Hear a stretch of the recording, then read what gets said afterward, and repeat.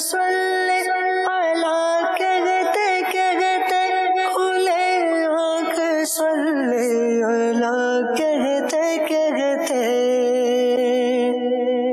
الحمدللہ رب العالمین والصلاة والسلام علی سید الانبیاء والمرسلین، اما بعد فاعوذ باللہ من الشیطان الرجیم، بسم اللہ الرحمن الرحیم۔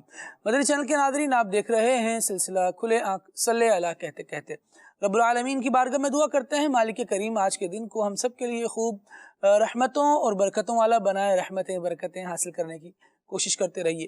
رحمتیں حاصل کرنے کے کاموں میں سے ایک کام آقا نعمت نبی رحمت صلی اللہ تعالیٰ علیہ وآلہ وسلم کی مقدس ذات پر درود و سلام کا نذرانہ پیش کرنا بھی ہے۔ نبی پاک صلی اللہ تعالیٰ علیہ وآلہ وسلم کی محبت میں بھی اس سے اضافہ ہوتا ہے، اور خود حضور اقدس صلی اللہ تعالیٰ علیہ وآلہ وسلم نے ارشاد فرمایا کہ تمہارا مجھ پر درود پاک پڑھنا تمہارے گناہوں کے لیے طہارت ہے۔ اللہ تبارک و تعالی ہم سب کو کثرت سے درود پڑھنے والوں میں شامل فرمائے۔ آئیے محبت کے ساتھ نبی پاک صلی اللہ تعالیٰ علیہ وآلہ وسلم پر درود پاک پڑھتے ہیں۔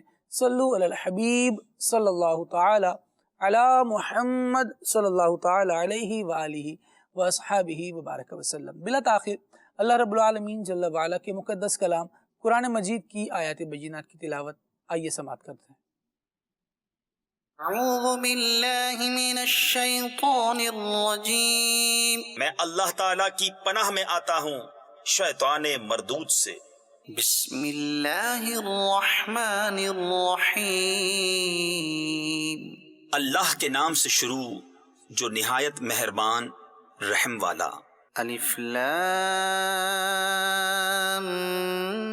میم صاد، کتاب انزل الیک فلا یکن فی صدرک حرج منہ لتنذر به وذکری للمؤمنین۔ اے محبوب، ایک کتاب تمہاری طرف اتاری گئی تو تمہارا جی اس سے نہ رکے، اس لیے کہ تم اس سے ڈر سناؤ اور مسلمانوں کو نصیحت۔ اتبعوا ما انزل الیکم من ربکم ولا تتبعوا من دونه اولیاء قلیلا ما تذکرون۔ اے لوگو، اس پر چلو جو تمہاری طرف تمہارے رب کے پاس سے اترا، اور اسے چھوڑ کر اور حاکموں کے پیچھے نہ جاؤ، بہت ہی کم سمجھتے ہو۔ وَكَمْ مِنْ قَرْيَةٍ أَهْلَكْنَاهَا فَجَاءَهَا بَأْسُنَا بَيَاتًا أَوْ هُمْ قَائِلُونَ۔ اور کتنی ہی بستیاں ہم نے ہلاک کی تو ان پر ہمارا عذاب رات میں آیا یا جب وہ دوپہر کو سوتے تھے۔ فَمَا كَانَ دَعْوَاهُمْ إِذْ جَاءَهُمْ بَأْسُنَا إِلَّا أَن قَالُوا إِنَّا كُنَّا ظَالِمِينَ۔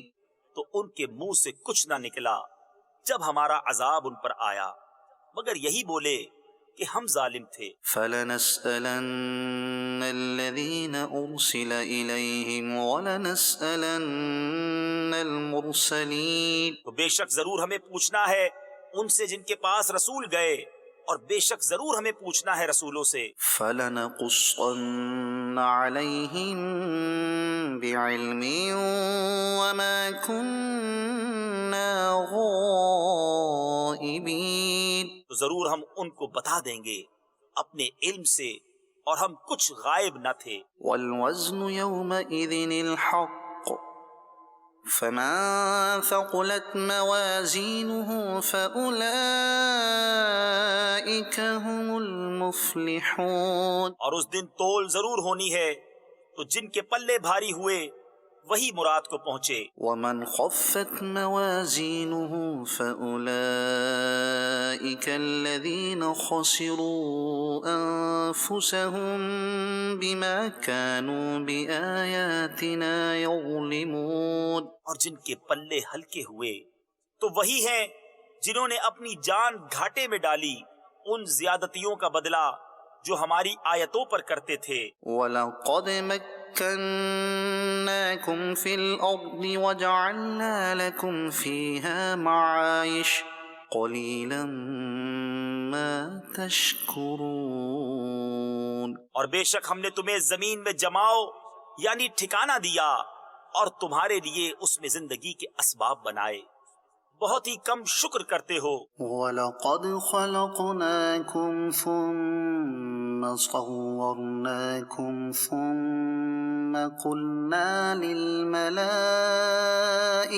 اسْجُدُوا لِآدَمَ. اور بے شک ہم نے تمہیں پیدا کیا، پھر تمہارے نقشے بنائے، پھر ہم نے ملائکہ سے فرمایا کہ آدم کو سجدہ کرو. فسجدوا إلا إبليس لم يكن من الساجدين. تو وہ سب سجدے میں گرے مگر ابلیس یہ سجدہ والوں میں نہ ہوا. صدق اللہ العظیم. سبحان اللہ.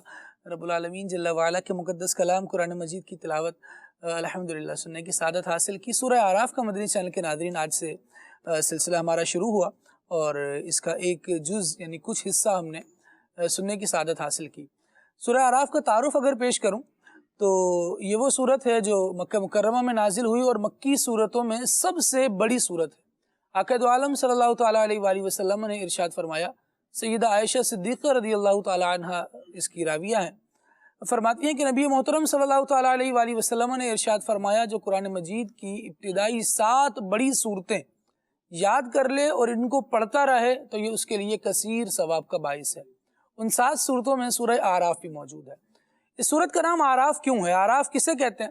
اعراف جنت اور دوزخ کے درمیان ایک بلند جگہ ہے، اسے اعراف کہا جاتا ہے. آگے آیتوں میں جب آگے بڑھتے رہیں گے تو انشاءاللہ وہ آیات آئیں گی جن میں اس اعراف کا تذکرہ ہے.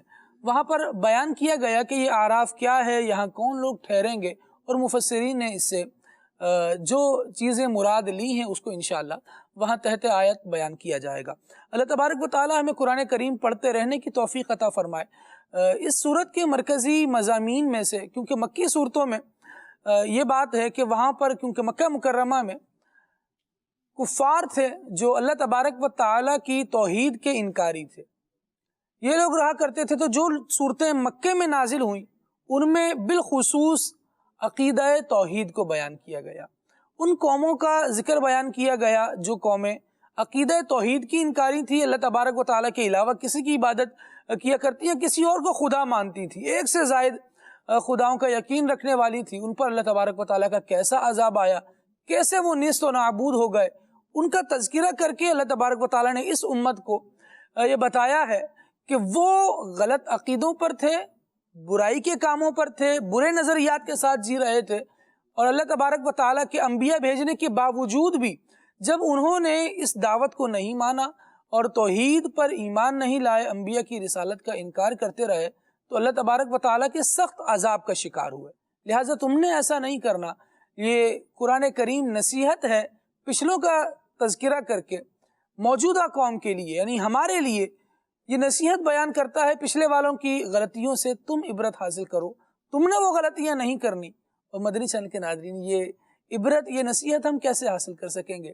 یقیناً جب ہی حاصل کر سکیں گے، کر پائیں گے جب ہم قرآن پڑھنے والے ہوں گے، جب ہم اس کو سمجھنے والے ہوں گے، جب ہم یہ جاننے کی کوشش کریں گے کہ قرآن کیا کہتا ہے، قرآن کیا چاہتا ہے. اگر اس سے روگردانی کرتے رہے، اس کی طرف کبھی توجہ ہی نہیں کی کہ میرا رب مجھ سے کیا فرما رہا ہے، مجھ سے کیا تقاضا ہے، مجھے کیسا ہونا چاہیے، قرآن میں اتنی آیات کیوں بیان کی گئی، یہ مجھ سے کیا کہہ رہی ہیں، اگر ان کو نہیں جانا اور پھر ان کی بابت ہم سے سوال ہوا تو ہم کیا کر سکیں گے؟ آج زندگی کو بہتر بنانا ہے تو انشاءاللہ قرآن کریم کے سہارے پر آ جائیے. یہ وہ سہارا ہے جو انسان کو، انسانیت کو بھٹکنے نہیں دے گا.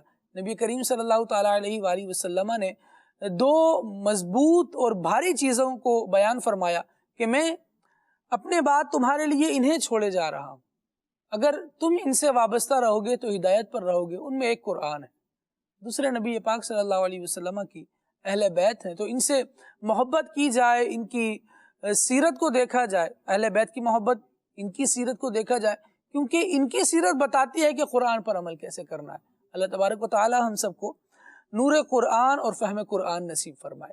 مدنی چینل کے ناظرین، موضوع آپ کو بتائے دیتا ہوں۔ آج کا موضوع ہے پاکیزہ لوگوں کے سردار۔ ہمارے آقا مدینے والے مصطفیٰ صلی اللہ تعالیٰ علیہ وآلہ وسلم پاکیزہ لوگوں کے سردار ہیں، خوشبو والے آقا ہیں۔ یہ جہاں سے گزر جاتے، یہ گلیاں مہکا جاتے تھے۔ ان کی اپنی نظافت کیسی تھی، ان کی سیرت اور تعلیمات میں ان کے ماننے والوں کے لیے کیا کیا دروس پوشیدہ ہیں، اور کس طرح نبی محترم صلی اللہ تعالیٰ علیہ وآلہ وسلم نے انسان کے عقائد کی پاکیزگی، اس کے نظریات کی پاکیزگی، اس کے اعمال کردار کی پاکیزگی، اس کے ظاہر و باطن کی پاکیزگی کی تعلیم ارشاد فرمائی۔ ان کا کیسا اہتمام کیا جائے گا حضور کی سیرت میں، اس کے کیا نظارے ملتے ہیں، انشاءاللہ یہ سب کچھ کوشش کی جائے گی کہ آج شامل سلسلہ رہے۔ اللہ تبارک و تعالی ہم سب کو اخلاص نصیب فرمائے۔ آئیے حسان بھائی کی طرف آگے بڑھتے ہیں، نبی رحمت صلی اللہ تعالیٰ علیہ وآلہ وسلم کی بارگاہ میں گلہ عقیدت پیش کرتے ہیں۔ صلی اللہ علیہ یا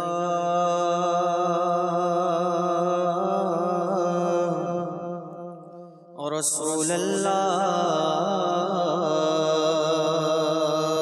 وسلم علیہ یا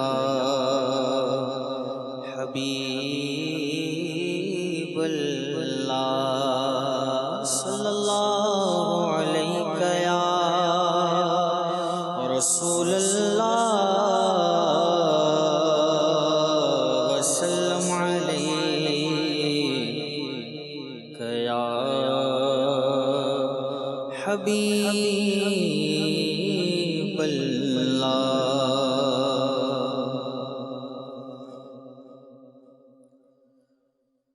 میرا دل اور میری جان مدینے والے، میرا دل اور میری جان مدینے والے، میرا دل اور میری جان مدینے والے، تجھ پہ سو جان سے قربان مدینے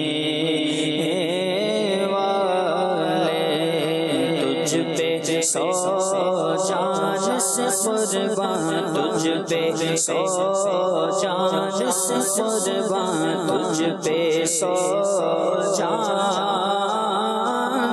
سے قربان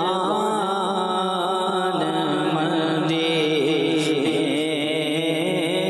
والے، تجھ پہ سو جان سے قربان مدینے والے، تیرا در چھوڑ کے جاؤں تو کہاں میں جاؤں، تیرا در چھوڑ کے جاؤں تو کہاں میں جاؤں، آقا تیرا در چھوڑ کے جاؤں تو کہاں میں جاؤں، میرے آقا میرے آقا میرے سلطان مدینے والے، تیرے جو ہیں غیر کمو کیا دیکھیں کون نظروں پہ چڑھے دیکھ کے تلوا تیرا تیرے ٹکڑوں سے پلے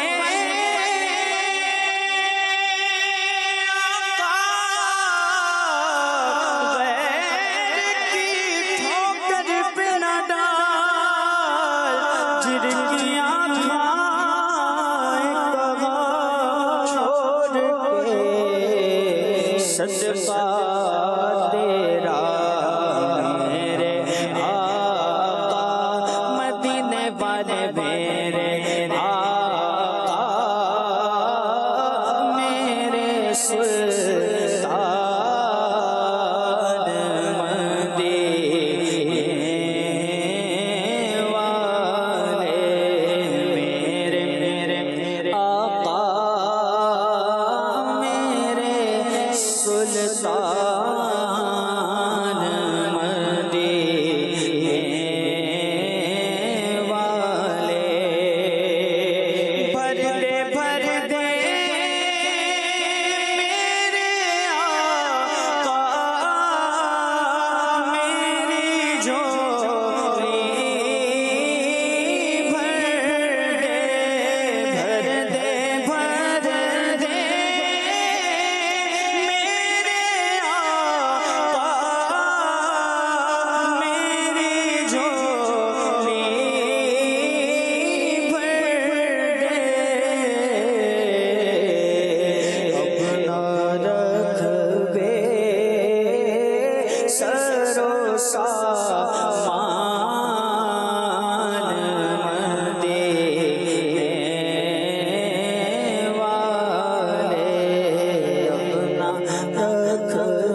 سر و سامان اپنا رکھ بے سر و سامان مدینے والے میرا دل اور میرے جان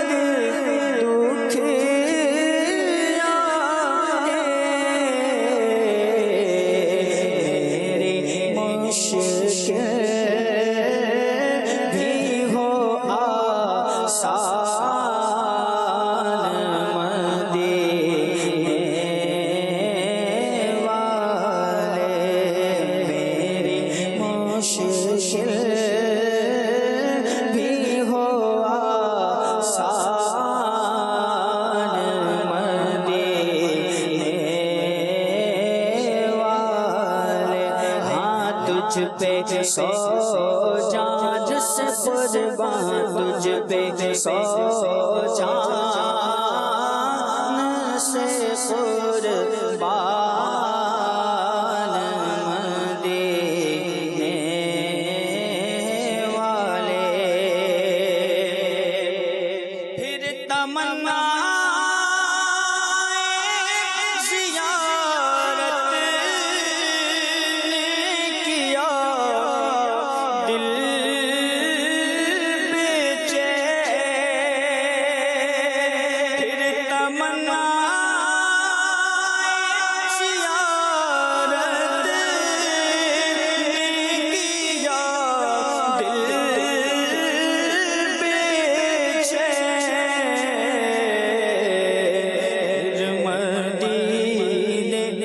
مدینے پھر مدینے کو ہے ارمان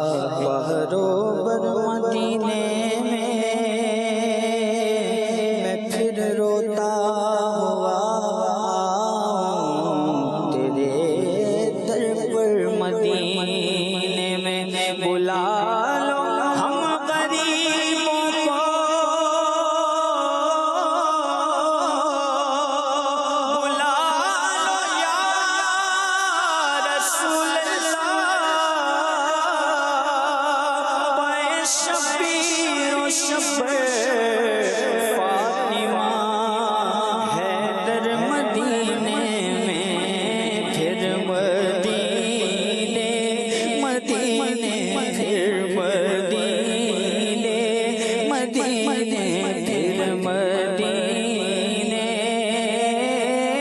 का है मान मदीने वाले सगे तैबा मुझे सब कह गए कि पुकारे बेदम सगे तैबा मुझे सब कह गए कि पुकारे बेदम यही रखे मेरी पहचान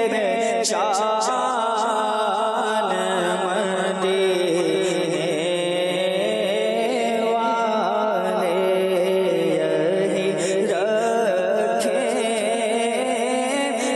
मेरी पहचान मदीने वाले मेरा दिल और मेरी जान मदीने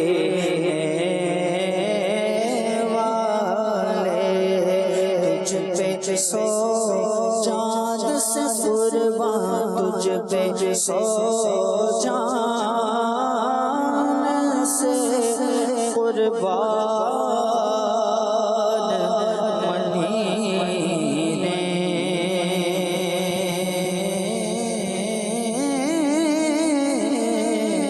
वाले सुभान अल्लाह सुभान अल्लाह सुभान अल्लाह। किसके दामन पे छुपे किसके कदम पर लौटे तेरा सग जाए कहाँ छोड़ के सदका तेरा। नबी पाक सल्लल्लाहु ताला अलैहि वसल्लम हमारे आका हमारे मौला हमारा दोनों जहानों में सहारा हैं और रब्बुल आलमीन जल्ल वाला की बारगाह में हम दुआ करते हैं मालिक करीम हमें इनकी मोहब्बत अता फरमाए। मद्दाहुल हबीब मौलाना जमीलुर रहमान रज़वी रहमतुल्लाहि ताला अलैह फरमाते हैं कि दो जहां की सरफराजी हो नसीब उनके आगे सर झुका कर देख लो। नबी पाक सल्लल्लाहु ताला अलैहि वसल्लम की तालीमात के आगे जब बंदा सर निगूं हो जाता है तो यकीनन सरफराजी मिलती है, इज़्ज़त मुक़द्दर बनती हैं और अल्लाह तबारक व ताला गुज़िश्ता ख़ताओं को जुर्मों को मुआफ़ फरमाता है। और उस वक्त जब नबी पाक सल्लल्लाहु ताला अलैहि वसल्लम ने ऐलान नबूवत फरमाया और अंधेरों में भटकते फिरने वालों को जब पैगाम हिदायत की तरफ बुलाया तो जो लोग ये पैगाम सुनकर हादी बरहक की सदा पर लब्बैक कहते हुए आगे बढ़े तो हमने देखा कि तारीख़ ने भी नबी पाक सल्लल्लाहु ताला अलैहि वसल्लम के फरमुदात ने भी शरीयत के अहकामात ने भी उन्हें आसमान हिदायत का सितारा बनाया। तो ये नबी पाक सिराज मुनीर हैं, चमका देने वाले आफताब हैं। इनकी तरफ आया जाए, इनकी तरफ बढ़ा जाए, इनकी तालीमात से रोशनी ली जाए, ये ऐसा रोशन और मुनव्वर करते हैं कि उजाला ही उजाला कर देते हैं। नबी पाक सल्लल्लाहु ताला अलैहि वसल्लम पाकीज़ा लोगों के सरदार हैं। मुबल्लिगीन की तरफ आगे बढ़ेंगे, मौजू को आगे बढ़ाएंगे। आप मदनी चैनल के नाज़रीन इस टॉपिक पर क्या गुफ्तगू करना चाहेंगे? आप कुछ बात करना चाहें, कोई कॉल करना चाहें, कोई मैसेज भेजना चाहें, नंबर स्क्रीन पर आप मुलाजा कर रहे हैं, बिल्कुल हमसे राब्ते में रहिए। काफ़ी सारे मैसेजेस में देख रहा हूँ माशाअल्लाह आए हुए हैं। सिर्फ एप्रिसिएशन के साथ साथ अगर आप थोड़े से मलफूजात बढ़ा लें, थोड़ी सी पैगामात बढ़ा लें, मौजू की तरफ आएँ, इस पर गुफ्तगू करें ताकि कोई जिहत छूट रही हो, कोई डायमेंशन रह रही हो जो गुफ्तगू का हिस्सा ना बन पाए, तो आपकी टॉपिक से अगर किसी तरफ जहन गया और वहाँ से हमें कुछ सीखने को मिला तो इंशाअल्लाह ये आपका भी इनपुट होगा। अल्लाह तबारक व ताला हम सब को तौफीक खैर नसीब फरमाए। बिलात आखिर महरोज़ भाई की तरफ आगे बढ़ते हैं। महरोज़ भाई पाकीज़ा लोगों के सरदार, हमारे नबी, अल्लाह तबारक व ताला के आखिरी नबी, یہ پاکیزگی آقا دو عالم صلی اللہ تعالیٰ علیہ وآلہ وسلم کی جو مرہون منت ہے، میں نے ابتدا میں عرض کی کہ یہ عقائد کی پاکیزگی دینے والے ہیں، نظریات کی پاکیزگی دینے والے ہیں، یہ نسب کی طہارت کی تعلیم دینے والے ہیں، یہ رزق کی طہارت کی تعلیم دینے والے ہیں۔ انہوں نے ہی کائنات کو سکھایا ہے کہ اخلاق کون سے پاکیزہ ہیں، کردار کون سا ستھرا ہے۔ آپ کیا فرمائیں گے؟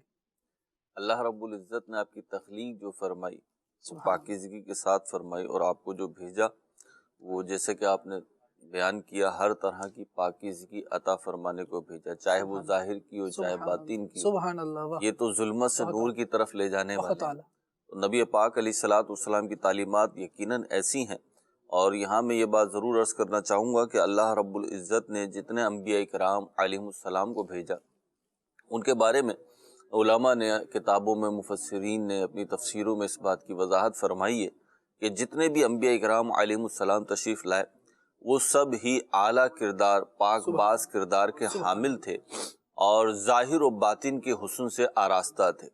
اسی طریقے سے جتنے بھی انبیاء کرام علیہم السلام آئے وہ فطری پاکیزگی کے ساتھ آئے، اور جو ایک ظاہر میں ایک انسان، ایک نارمل انسان، سلیم الطبع انسان جس پاکیزگی کو پسند کرتا ہے اس پاکیزگی کے ساتھ آئے۔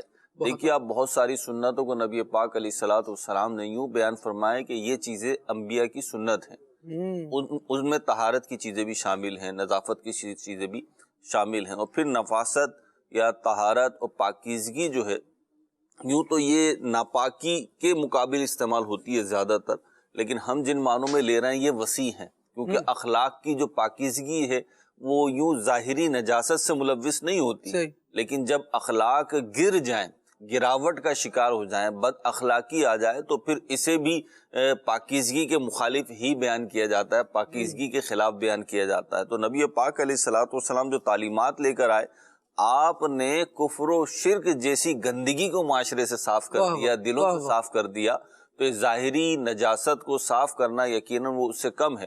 اور نبی کریم علیہ الصلوۃ والسلام کی طبیعت میں نفاست تھی، سبحان اللہ، طبعاً آپ نفیس تھے۔ آپ دیکھیں بعض احادیث میں ہمیں ملتا ہے کہ کسی کو پراگندہ حال دیکھا، بال بکھرے ہوئے دیکھے تو فرمایا کیا اسے کنگھی نہیں ملتی کہ اپنے بالوں کو سنوارے؟ کسی کو میلے کپڑے ہوئے پہنے ہوئے دیکھا، ایسے کپڑے پہنے ہوئے دیکھا جنہیں صفائی کی ضرورت تھی، تو فرمایا کیا اسے کوئی ایسی چیز نہیں ملتی جس سے اپنے کپڑوں کو دھو لے؟ تو آپ کی طبیعت میں نفاست تھی، اور اللہ رب العزت نے آپ کو اس پاکیزگی سے، اس فطری پاکیزگی سے نوازا تھا کہ مخلوق میں کسی اور کو نہیں ملی۔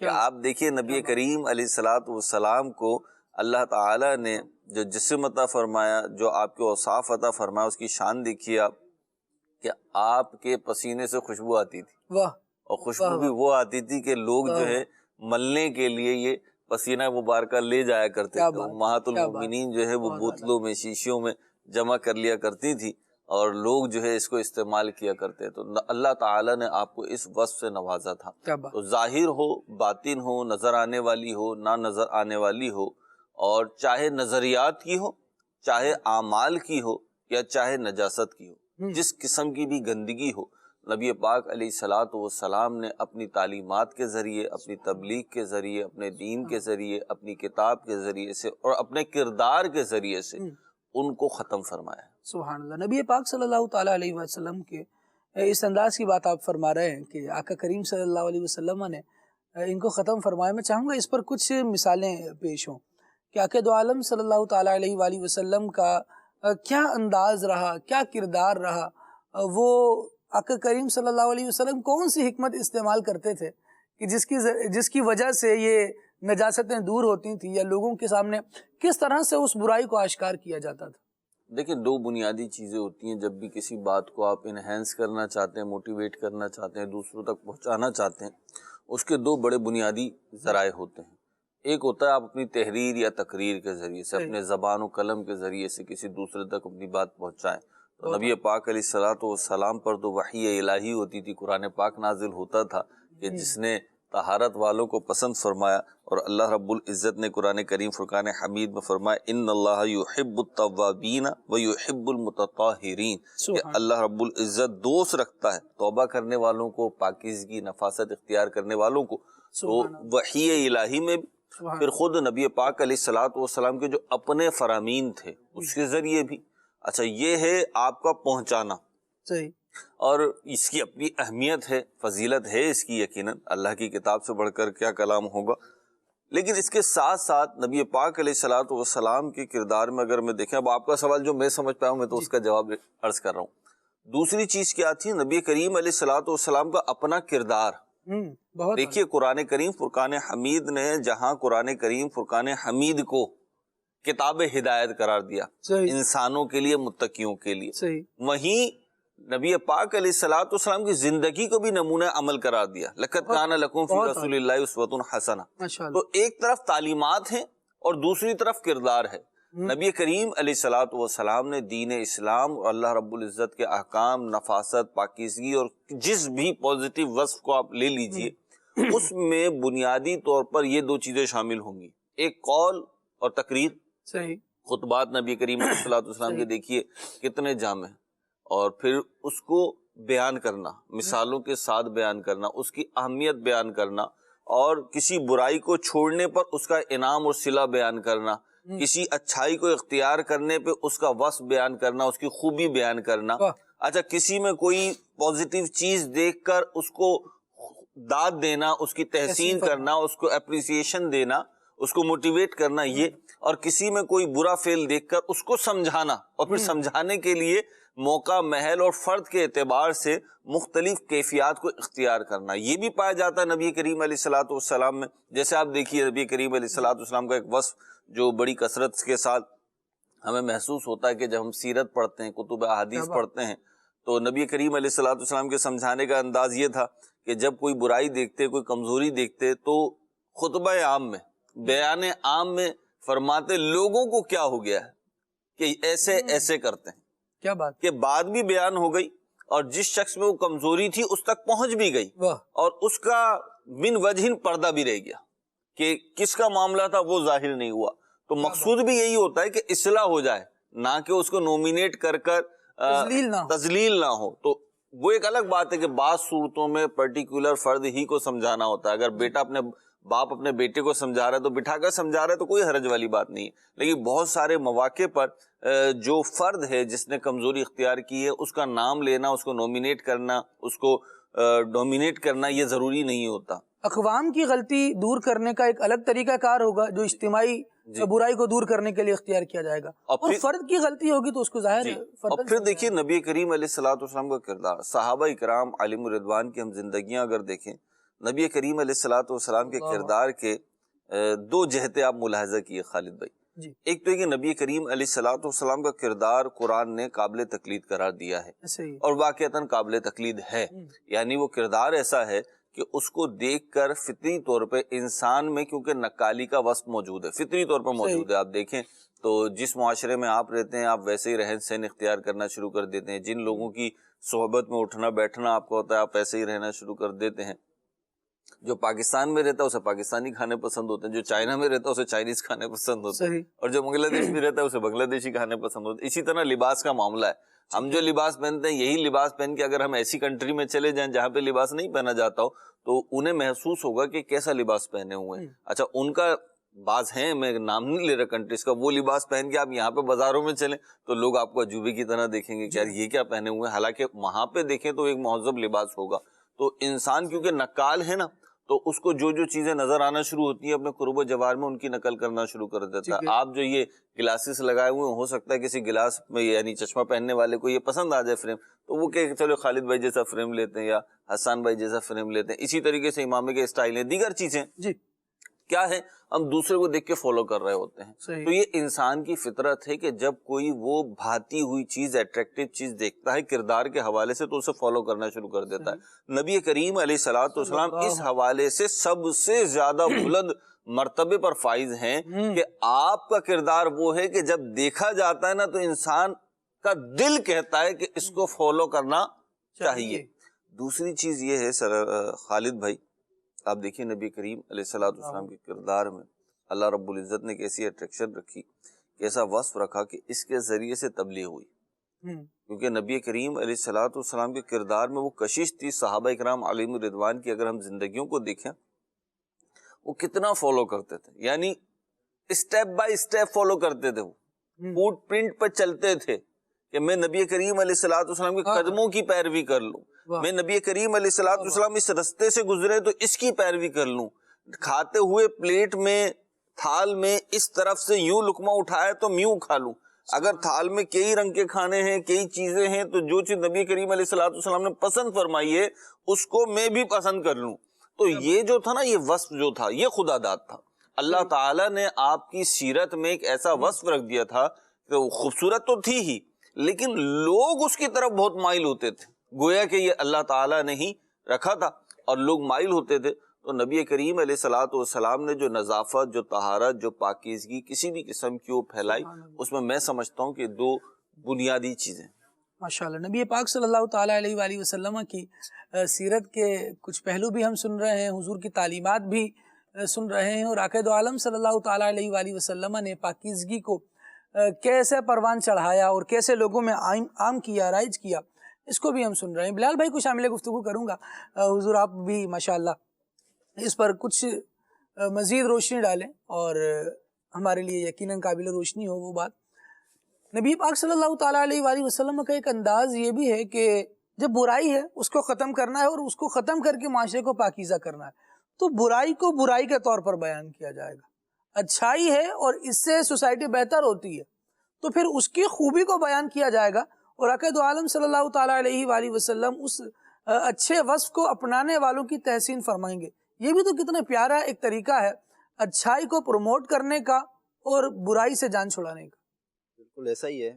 سب سے پہلی بات اگر ہم دیکھیں تو پاکیزہ لوگوں کے سردار صلی اللہ تعالیٰ علیہ وسلم جو موضوع ہے آج کا, تو جو خود اللہ تبارک و تعالیٰ نے قرآن مجید فرقان حمید میں جو ارشاد فرمایا وَيُعَلِّمُهُمُ الْكِتَابَ وَالْحِكْمَةَ وَيُزَكِّيهِمْ, سبحان یہ وہ نبی ہیں کہ جو لوگوں کو بہت ستھرا کرنے کے لیے آئے ہیں, تشریف لائے ہیں, تو جو دوسروں کو ستھرا کر رہے ہیں تو وہ خود کتنے پاکیزہ ہوں گے, کیا بات, خود کیا کتنے بات, ستھرے ہوں کیا گے. بات, واہ.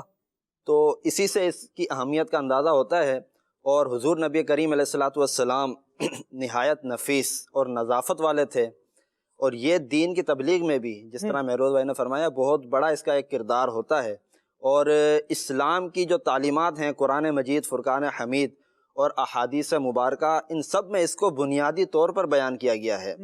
ایک حدیث پاک میں بیان کیا گیا ہے کہ اسلام, اللہ تبارک و تعالیٰ نے اسلام کی بنیاد صفائی ستھرائی اور پاکیزگی پر رکھی ہے, اور جنت میں صاف ستھرے رہنے والے لوگ ہی داخل ہوں گے. یہ اللہ کے رسول صلی اللہ تعالیٰ علیہ وسلم نے ارشاد فرمایا, اور یہ بھی فرمایا کہ اگر کسی کے پاس اللہ تعالیٰ نے وسعت دی ہے کسی کو, تو اسے چاہیے کہ اس سے صفائی اور ستھرائی اور پاکیزگی کو اختیار کرے, کیونکہ جنت میں صرف صاف ستھرے رہنے والے لوگ ہی داخل ہوں گے. اب اسلام میں اس کی کتنی اہمیت ہے اس کا اندازہ اس بات سے بھی لگایا جا سکتا ہے کہ آپ دیکھیں علماء عرب ہوں یا علماء عجم ہوں, ہماری جتنی بھی کتب ہیں اس میں سب سے پہلے جو کتاب شروع ہوتی ہے فقہ کی, وہ کتاب الطہارت سے شروع ہوتی ہے. سبحان اللہ, بہت پیاری بات کی. تو اس سے پتہ یہ چلتا ہے کہ کتاب العبادات, معاملات, یہ سب چیزیں بعد میں آتی ہیں, سب سے پہلے کتاب الطہارات سے یہ کتابوں کو ہمارے علماء حیات ہے قرآن, اس کو چھونے والے کے لیے بھی یہ شرط عائد کر دی گئی کہ اس کو وہ چھوئے گا جو پہلے پاک ہوگا, ستھرا. لا یمسہ الا المطہرون. سبحان اللہ. تو بالکل یہی بات ہے. اور ایک اور حدیث پاک میں حضور نبی کریم علیہ الصلوۃ والسلام نے ارشاد فرمایا کہ اللہ تبارک و تعالیٰ پاک ہے اور پاکیزگی کو پسند فرماتا ہے. اللہ تبارک و تعالیٰ ستھرا ہے اور ستھرائی کو پسند کرتا ہے. اللہ تبارک و تعالیٰ جواد ہے اور سخاوت کو پسند فرماتا ہے, اور فرمایا کہ تم بھی اپنے صحن کو صاف رکھو. یہ حدیث پاک ہے. تو اس میں اگر ہم غور کریں تو تھوڑی سی بات یوں سامنے آتی ہے کہ عام طور پر ایسا ہوتا ہے, اول تو بدقسمتی سے معاشرے میں صفائی ستھرائی کا خاص ذہن ہوتا نہیں ہے. عام طور پر اس کی طرف کیونکہ تکلف کرنا پڑتا ہے, صفائی ستھرائی اختیار کرنے کے لیے تکلف کرنا پڑتا ہے, محنت اور مشقت کرنی پڑتی ہے, تو اس وجہ سے صفائی ستھرائی عام طور پر ہوتی نہیں ہے. پھر اپنے جسم کی صفائی, لباس کی صفائی, ان سب چیزوں کی صفائی وہ بھی ایک الگ چیز ہے. اس کے بعد گھر کی صفائی. گھر کی صفائی میں یہ ہوتا ہے کہ عام طور پر اگر گھر والے گھر کو صاف کر بھی لیں نا, کمروں کو صاف کر لیتے ہیں, لیکن صحن عام طور پر گندا رہ جاتا ہے پھر بھی. تو حدیث پاک میں صحن کو بھی صاف ستھرا رکھنے کا ذکر فرما دیا, تو اس سے یہ اندازہ ہوتا ہے کہ جب صحن کو صاف ستھرا رکھنے کا اس قدر حکم دیا گیا ہے تو گھر کی جو باقی چیزیں ہیں, کمرے وغیرہ ہیں, وہ کس قدر صاف ستھرے ہوں گے. اسی طرح حدیث پاک میں سواریوں کو صاف ستھرا رکھنے کا بھی ذکر کیا گیا ہے کہ تم اپنی سواریوں کو بھی صاف ستھرا رکھو. تو یہ وہ چیز ہے کہ صاف ستھرا رہنے سے दुनिया में इज्जत भी नसीब होती है। और एक हदीस पाक का मफहूम भी इस तरह है कि तुम साफ सुथरे रहा करो, कि अगर तुम साफ सुथरे रहोगे तो लोगों में तुम्हारी इज्जत बढ़ेगी। सुभान अल्लाह। तो इसी तरह एक और हदीस पाक है कि इन्नल्लाह युहिब्बु अन यरा असरा नेमती अला अब्दिही, अल्लाह अल्लाह। कि अगर अल्लाह तबारक व तआला ने किसी को मालो दौलत, वसअत और गुंजाइश दी है तो उससे चाहिए कि वो उसका इस्तेमाल करे, उसका अच्छा इस्तेमाल करे। अगर उसको ये चीज़ें मुयसर है तो उसके बावजूद अगर वो फटे पुराने लिबास में घूम रहा है और अपनी हालत परा गंदा बनाई हुई है तो ये गोया कि नेमत की नाशुक्री है। तो हुजूर सल्लल्लाहु ताला अलैहि वसल्लम इरशाद फरमा रहे हैं कि अल्लाह ताला ने अगर तुम्हें वसअत दी है तो तुम्हें चाहिए कि तुम उस नेमतों का अपने ऊपर इस्तेमाल करो, ताकि अल्लाह ताला की नेमतों का अच्छा इस्तेमाल हो। और उसकी शुक्र की बजा आवरी का ये भी एक बहुत ही निराला अंदाज है। तो इस हवाले से हमें भी गौर करना चाहिए और कोशिश करनी चाहिए कि हम भी साफ़ सुथरा रहने की कोशिश करें।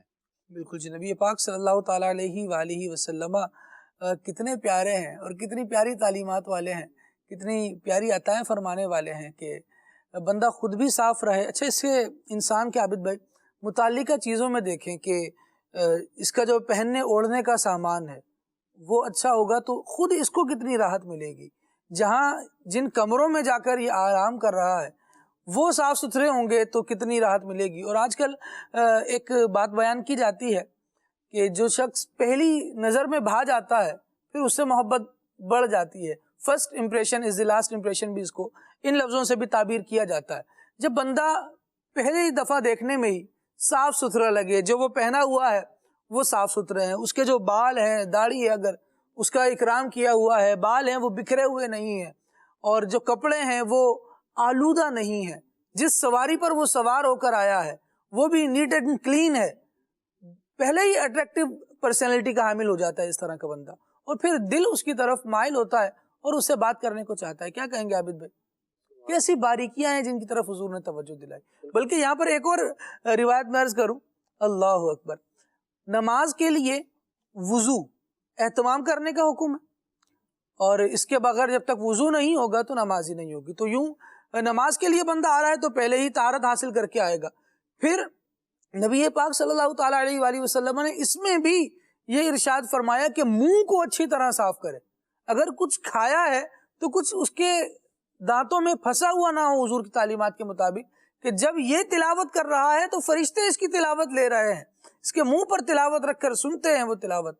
और ये एहतमाम कितना मजीद बढ़ा देती है ये बात कि फरिश्ते जब साफ बंदे की, कुरान पढ़ने वाले की तरफ रगबत कर रहे हैं, इसकी तरफ माइल हो रहे हैं, तो इसको कितना सुथरा होना चाहिए। सुभान अल्लाह, सुभान अल्लाह।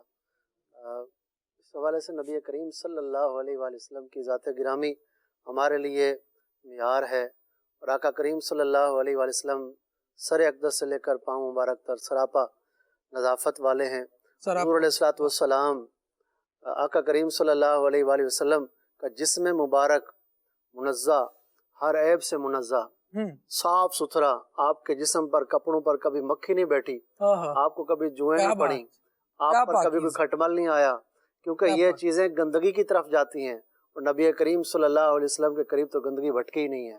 आका करीम सल्लल्लाहु अलैहि वसल्लम जिसके साथ रह जाएं, जिसके करीब आ जाएं, जिसके घर चले जाएं, जो हुजूर के पास बैठ जाए, जो हुजूर का खाली जिक्र सुन ले, जो हुजूर पर ईमान ले आए, वो भी साफ सुथरा हो जाता है। सुभान अल्लाह। आका करीम सल्लल्लाहु अलैहि वसल्लम ने जगह जगह अपनी ज़िंदगी मुबारक में प्यारे साहब कराम अलैहिर्रिदवान को और दीन इस्लाम के हर मानने वाले को हर ज़िंदगी के हर मोड़ पर प्यारे आका सल्लल्लाहु अलैहि वसल्लम ने सफाई का दर्स दिया।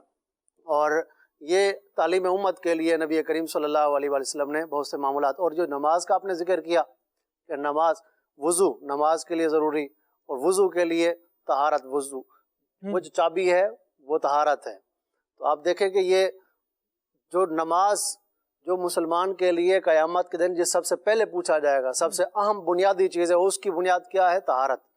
तो ये दीन इस्लाम एक ऐसा है जिससे अभी आयत करीमा जो महरोज भाई ने पढ़ी, इन्नल्लाह युहिब्बुत तव्वाबीन व युहिब्बुल मुतत्तहिरीन, ये देखें एक पाकीज़गी वो है जो अंदर की पाकीज़गी है, गुनाहों का यानी उससे तौबा करे, और एक वो पाकीज़गी है जो ज़ाहिरन की तरफ इशारा कर रही है। यानी बंदा जब मुसलमान होता है तो वो उसको अंदर भी अपना साफ करना चाहिए और उसका ज़ाहिर भी साफ होना चाहिए। तो बंदा अल्लाह तबारक व तआला के करीब होता है, नमाज के अंदर हो, नमाज के अंदर बिलखुसूस مسواک کرنے کا حکم دیا گیا، فرمایا کہ اپنے منہ جو ہے وہ اس طرح لے کر نہیں آیا کرو میرے پاس، یعنی صاف ستھرا منہ کے ساتھ آیا کرو، مسواک کیا کرو۔ اور ایک اور حدیث پاک میں اگر میری امت پر مشقت نہ ہوتی، مشقت کا ڈر نہ ہوتا مجھے، تو میں ان کو مسواک لازم قرار دیتا۔ تو اتنا اس کے اندر منہ کی پاکیزگی ہے، اللہ کی رضا ہے اور جسم کی اصلاح ہے۔ تو یوں کہیے کہ نبی کریم صلی اللہ علیہ وآلہ وسلم درست کرتی ہے، عقل کو تیز کرتی ہے، نظر کو تیز کرتی ہے۔ ایک سنت پر عمل کرتے ہیں اور اسے اتنے فائدے حاصل ہوتے ہیں، تو وہ شخص جو سراپا سنتوں پر عمل کرنے والا ہوگا وہ کتنا صاف ستھرا ہوگا، وہ کتنا عمدہ ہوگا۔ بندہ بات بھی کرے تو ایسا لگے اس کے منہ سے پھول جھڑ رہے ہیں۔ یہ تو نبی کریم صلی اللہ علیہ وسلم کا دیوانہ ہے، یہ حضور علیہ الصلوۃ والسلام کی باتیں کرتا ہے، جن کی باتوں میں اتنی خوشبو ہے، جن کی باتوں میں اتنی لذت ہے، جن کی باتیں سن کے بندہ محو ہو جاتا ہے، وہ جب خود سامنے تشریف فرما ہوتے ہوں گے تو کیا منظر ہوتا ہوگا۔ نبی پاک صلی اللہ تعالیٰ علیہ وآلہ وسلم کی بات، اور بہت پیارا پہلو لیا، مجھ سے رہا نہیں گیا، میں نے چاہا کہ اپنا حصہ شامل کیا جائے اس میں۔ نبی پاک صلی اللہ علیہ وسلم کی سیرت دیکھیں، اور جتنا جو لوگ علوم میں راسخ ہیں وہ یقیناً بہت سارے پہلو اس پر بیان کر سکتے ہیں، لیکن بالکل ابتدائی انیشل اسٹیج پر میں بات کروں تو حضور اقدس صلی اللہ تعالیٰ علیہ وآلہ وسلم کی الفاظ ہیں وہ پاکیزہ ہے، انداز ہے وہ پاکیزہ ہے۔ عقائد عالم صلی اللہ تعالیٰ علیہ وآلہ وسلم کا جو لہجہ ہے وہ لہجہ پاکیزہ ہے، کس سے بات کر رہے ہیں۔ اچھا، پھر طرز تخاطب جو ہے ایک لہجہ ہے، اور دوسرا سامنے والے کا اسٹیٹس جو ہے اس کو ملحوظ رکھنا، اس کا انداز اور پاکیزہ ہے۔ جب کسی بچے کو بلا رہے ہیں یا بنیا کہہ کر بلا رہے ہیں، ایک اپنائیت کے ساتھ بلا رہے ہیں، یا غلام کہہ کر بلا رہے ہیں، اور یہ عقائد عالم صلی اللہ تعالیٰ علیہ، غلام یہاں عربی میں لڑکے کو کہا جاتا ہے، تو اس طرح سے کہہ کر بلا رہے ہیں۔ تو عقائد عالم صلی اللہ تعالیٰ علیہ وآلہ وسلم کے ان اندازوں کو دیکھا جائے تو پاکیزگی کی ہر جگہ جھلک موجود ہے، بلکہ جھلک کیا، واضح روشنیاں موجود ہیں۔ یہ عقائد عالم صلی اللہ علیہ وسلم سبحان اللہ، سبحان اللہ۔ نبی کریم صلی اللہ علیہ وآلہ وسلم جس راستے سے گزر جاتے تھے وہ راستے مہک جاتے تھے۔ حضور علیہ الصلوۃ والسلام، صحابہ کرام علیہ رضوان کہتے ہیں حضور علیہ الصلوۃ والسلام جس راستے سے گزرتے، ہم اس راستے پر حضور کی خوشبو کو پہچان کر کہ حضور اس طرف سے گئے ہیں، اس طرف سے گئے ہیں، اس طرف سے گئے ہیں، بھٹکنے والے وہ حضور کو تلاش کرتے تو حضور کی خوشبو کو سونگتے سونگتے حضور علیہ الصلوۃ والسلام تک پہنچ جاتے۔ آقا کریم صلی اللہ علیہ وسلم کے اخلاق عظیم، حضور علیہ الصلوۃ والسلام کی خلقت عظیم، اور سید عالت رحمۃ اللہ علیہ نے فرمایا نا کہ تیرے خلق کو حق نے عظیم کہا، تیری خلق کو حق نے جمیل کیا، کوئی تجھ سا ہوا ہے نہ ہوگا شاہ، تیرے خالق کے حسن و ادا کی قسم۔ آقا کریم صلی اللہ علیہ وسلم کے حسن کی بات کریں، حضور علیہ الصلوۃ والسلام کے بولنے کی بات کریں، پیارے آقا صلی اللہ علیہ وآلہ وسلم جس راستے سے گزرے اس خوشبو کی بات کریں، خود نبی کریم صلی اللہ علیہ وسلم کا جو پسینہ مبارک ہے، وہ جو خوشبو ہے وہ کائنات میں ایسی کوئی خوشبو ہی نہیں ہے، ایسی خوشبو جو حضور علیہ الصلوۃ والسلام کے پسینے سے آتی ہے۔ ایک مرتبہ نبی کریم صلی اللہ علیہ وآلہ وسلم کی بارگاہ میں ایک شخص حاضر ہوا، حضرت سیدنا ابو ہریرہ رضی اللہ عنہ روایت کرتے ہیں، ایک شخص حاضر ہوا، اس نے عرض کی یا رسول اللہ صلی اللہ علیہ وآلہ وسلم، حضور میری بیٹی کی شادی ہے، آپ میری مدد فرمائیے۔ پیارے آقا صلی اللہ علیہ وسلم نے ارشاد فرمایا، اس وقت حضور کی عاجزی، حضور علیہ السلام نے فرمایا کہ اس وقت ظاہری طور پہ میرے پاس کچھ اور تو نہیں، لیکن یہ ہے کہ کل تم ایک کھلے منہ والی شیشی لے آنا اور ایک چھوٹی سی لکڑی بھی ساتھ لانا۔ وہ شخص کھلے منہ والی شیشی لے آیا، لکڑی بھی لے آیا، فرمایا تمہاری نشانی یہ ہوگی کہ تم میرا دروازہ کھٹکھٹانا۔ یہ اللہ تبارک و تعالیٰ قرآن کریم میں آداب سکھاتا ہے کہ جب نبی کریم صلی اللہ علیہ وسلم کی بارگاہ میں حاضر ہوں تو پھر کس طرح ہوں۔ ان کے پیارے آقا صلی اللہ علیہ وسلم کے دربار گوربار کے باہر حاضر ہوں، دروازہ نہ کھٹکھٹاؤ، باہر رک جاؤ، جب وہ چاہیں گے باہر تشریف لائیں گے، اور جب تمہارا کام ہو جائے تو تم اٹھ کے چلے جاؤ، وہ تمہیں نہیں اٹھائیں گے، تم اٹھ کے چلے جاؤ۔ صبروا حتی تخرج الیہم لکان خیر اللہ۔ بارگاہ مصطفیٰ صلی اللہ علیہ وسلم کی ہے، آداب اللہ تبارک و تعالیٰ سکھاتا ہے۔ لیکن پیارے آقا صلی اللہ علیہ وسلم جس کو اجازت دے دیں، حضور مالک کل ہیں، حضور نے فرمایا تمہارے لیے اجازت کیا ہوگی، نشانی کیا ہوگی کہ تم میرا دروازہ آ کر کھٹکھٹانا۔ اس نے آ کر پیارے آقا صلی اللہ علیہ وسلم کے دربار گوربار پر آ کر حاضری دستک دی۔ پیارے آقا صلی اللہ علیہ وآلہ وسلم نے اپنے بازو مبارک سے اس شیشی کو نیچے کیا اور لکڑی سے حضور علیہ الصلوۃ والسلام نے پسینہ اس کو عطا فرما دیا۔ فرمایا جاؤ اور اپنی بیٹی سے کہو کہ یہ پسینہ اس لکڑی سے لگا کر اپنے اوپر لگا لے۔ اس کی جو بیٹی تھی دلہن، اس نے وہ پسینہ لگایا تو پسینے کی خوشبو پورے مدینہ منورہ میں مہک گئی، حتیٰ کہ وہ گھر خوشبو والا گھر ہو گیا۔ اور ऐसी खुशबू किसी और के पास न थी। हज़रत सैयदना जाबिर रदी अल्लाह तआला कहते हैं नबी करीम सल्लल्लाहु अलैहि वसल्लम एक मरतबा मस्जिद नबी से बाहर तशरीफ़ लाए और हुज़ूर सल्लल्लाहु के सामने बच्चे खेल रहे थे। प्यारे आका सल्लल्लाहु अलैहि वसल्लम ने एक के रुखसार से हाथ लगाया, मेरे भी रुखसार से हाथ लगा दिया। हुज़ूर सल्लल्लाहु के हाथ मुबारक की ठंडक और हुज़ूर के हाथ से लगी हुई जो खुशबू आ रही थी दस्ते मुबारक से, वो ऐसी थी जैसे अभी किसी अत्तार की डिबिया से हाथ निकला हो। प्यारे आका सल्लल्लाहु अलैहि वसल्लम जहाँ हाथ लगा दिया करते वो हाथ सर पर लगा देते, सर महकने लग जाता। ये सिर्फ ज़ाहिरी जिंदगी मुबारक तक नहीं है, बल्कि आज भी प्यारे आका सल्लल्लाहु अलैहि वसल्लम जब किसी के ख्वाब में तशरीफ ले आए तो वो घर भी महक जाया करता है। अरे घर तो घर की बात है, अगर ईमान और इश्क ऐसा हो जैसा आला हजरत का था, फिर तो सैयदादों से भी हुजूर की खुशबू आती। जैसा आला हजरत रहमतुल्लाहि तआला अलैह को सैयदादों के पसीनों से हुजूर की खुशबू आई। ये अकीदा, ये ईमान, ये मोहब्बत है। अगर उसको मोहब्बत हो तो मदीने में जाए। अरसा हुआ तैबा की गलियों से वो गुजरे थे, इस वक्त भी गलियों में खुशबू है पसीने की। आज भी अगर मोहब्बत के साथ मदीना मुनव्वरा में हाजिरी दे तो उसे हर तरफ से मदीने में मेरे आका सल्लल्लाहु अलैहि वसल्लम के महकने की खुशबू आती है। वो खुशबू आती है जिसको सूंघ कर सहाबा गम भूल जाया करते थे। आला हज़रत रहमतुल्लाहि तआला अलैह फरमाते हैं, क्या महकते हैं महकने वाले, बू पे चलते हैं भटकने वाले। कुछ अशार सुनते हैं इस कलाम। क्या महकते हैं महकने वाले, क्या महकते हैं महकने वाले, वो पे चलते हैं भटकने वाले, वो पे चलते हैं भटकने वाले, क्या महकते हैं महकने वाले, क्या महकते हैं महकने वाले, मैं बेदाग के सदक़े जाऊं, मैं बेदाग के सदक़े जाऊं, यूं दमकते हैं दमकने वाले, यूं दमकते हैं दमकने वाले, यूं दमकते हैं दमकने वाले, क्या महकते हैं महकने वाले, आसियों थाम लो दामन उनका, आसियों थाम लो दामन उनका, वो नहीं हाथ झटकने वाले, वो नहीं हाथ झटकने वाले, वो नहीं हाथ झटकने वाले, क्या महकते हैं महकने वाले। वाह वाह वाह वाह, माशाअल्लाह माशाअल्लाह। आक़िद आलम सल्लल्लाहु ताला अलैहि वसल्लम का हुस्न है। इसको नज़म में सुना जाए तब भी बड़ा प्यारा है, नसर में सुना जाए तब भी बड़ा प्यारा है। ये हुजूर की तालीमात हैं, इन तालीमात की तरफ आ जाइए, यहाँ लो लगाइए। अखलाक किरदार सब पाकीज़ा होंगे, सब सुथरे होंगे। नबी पाक सल्लल्लाहु ताला अलैहि वसल्लम का जमाले जहाँ आरा मुफ्ती मोहम्मद हसन अत्तारी मदनी बयान फरमा रहे हैं। आइए समाअत करते हैं।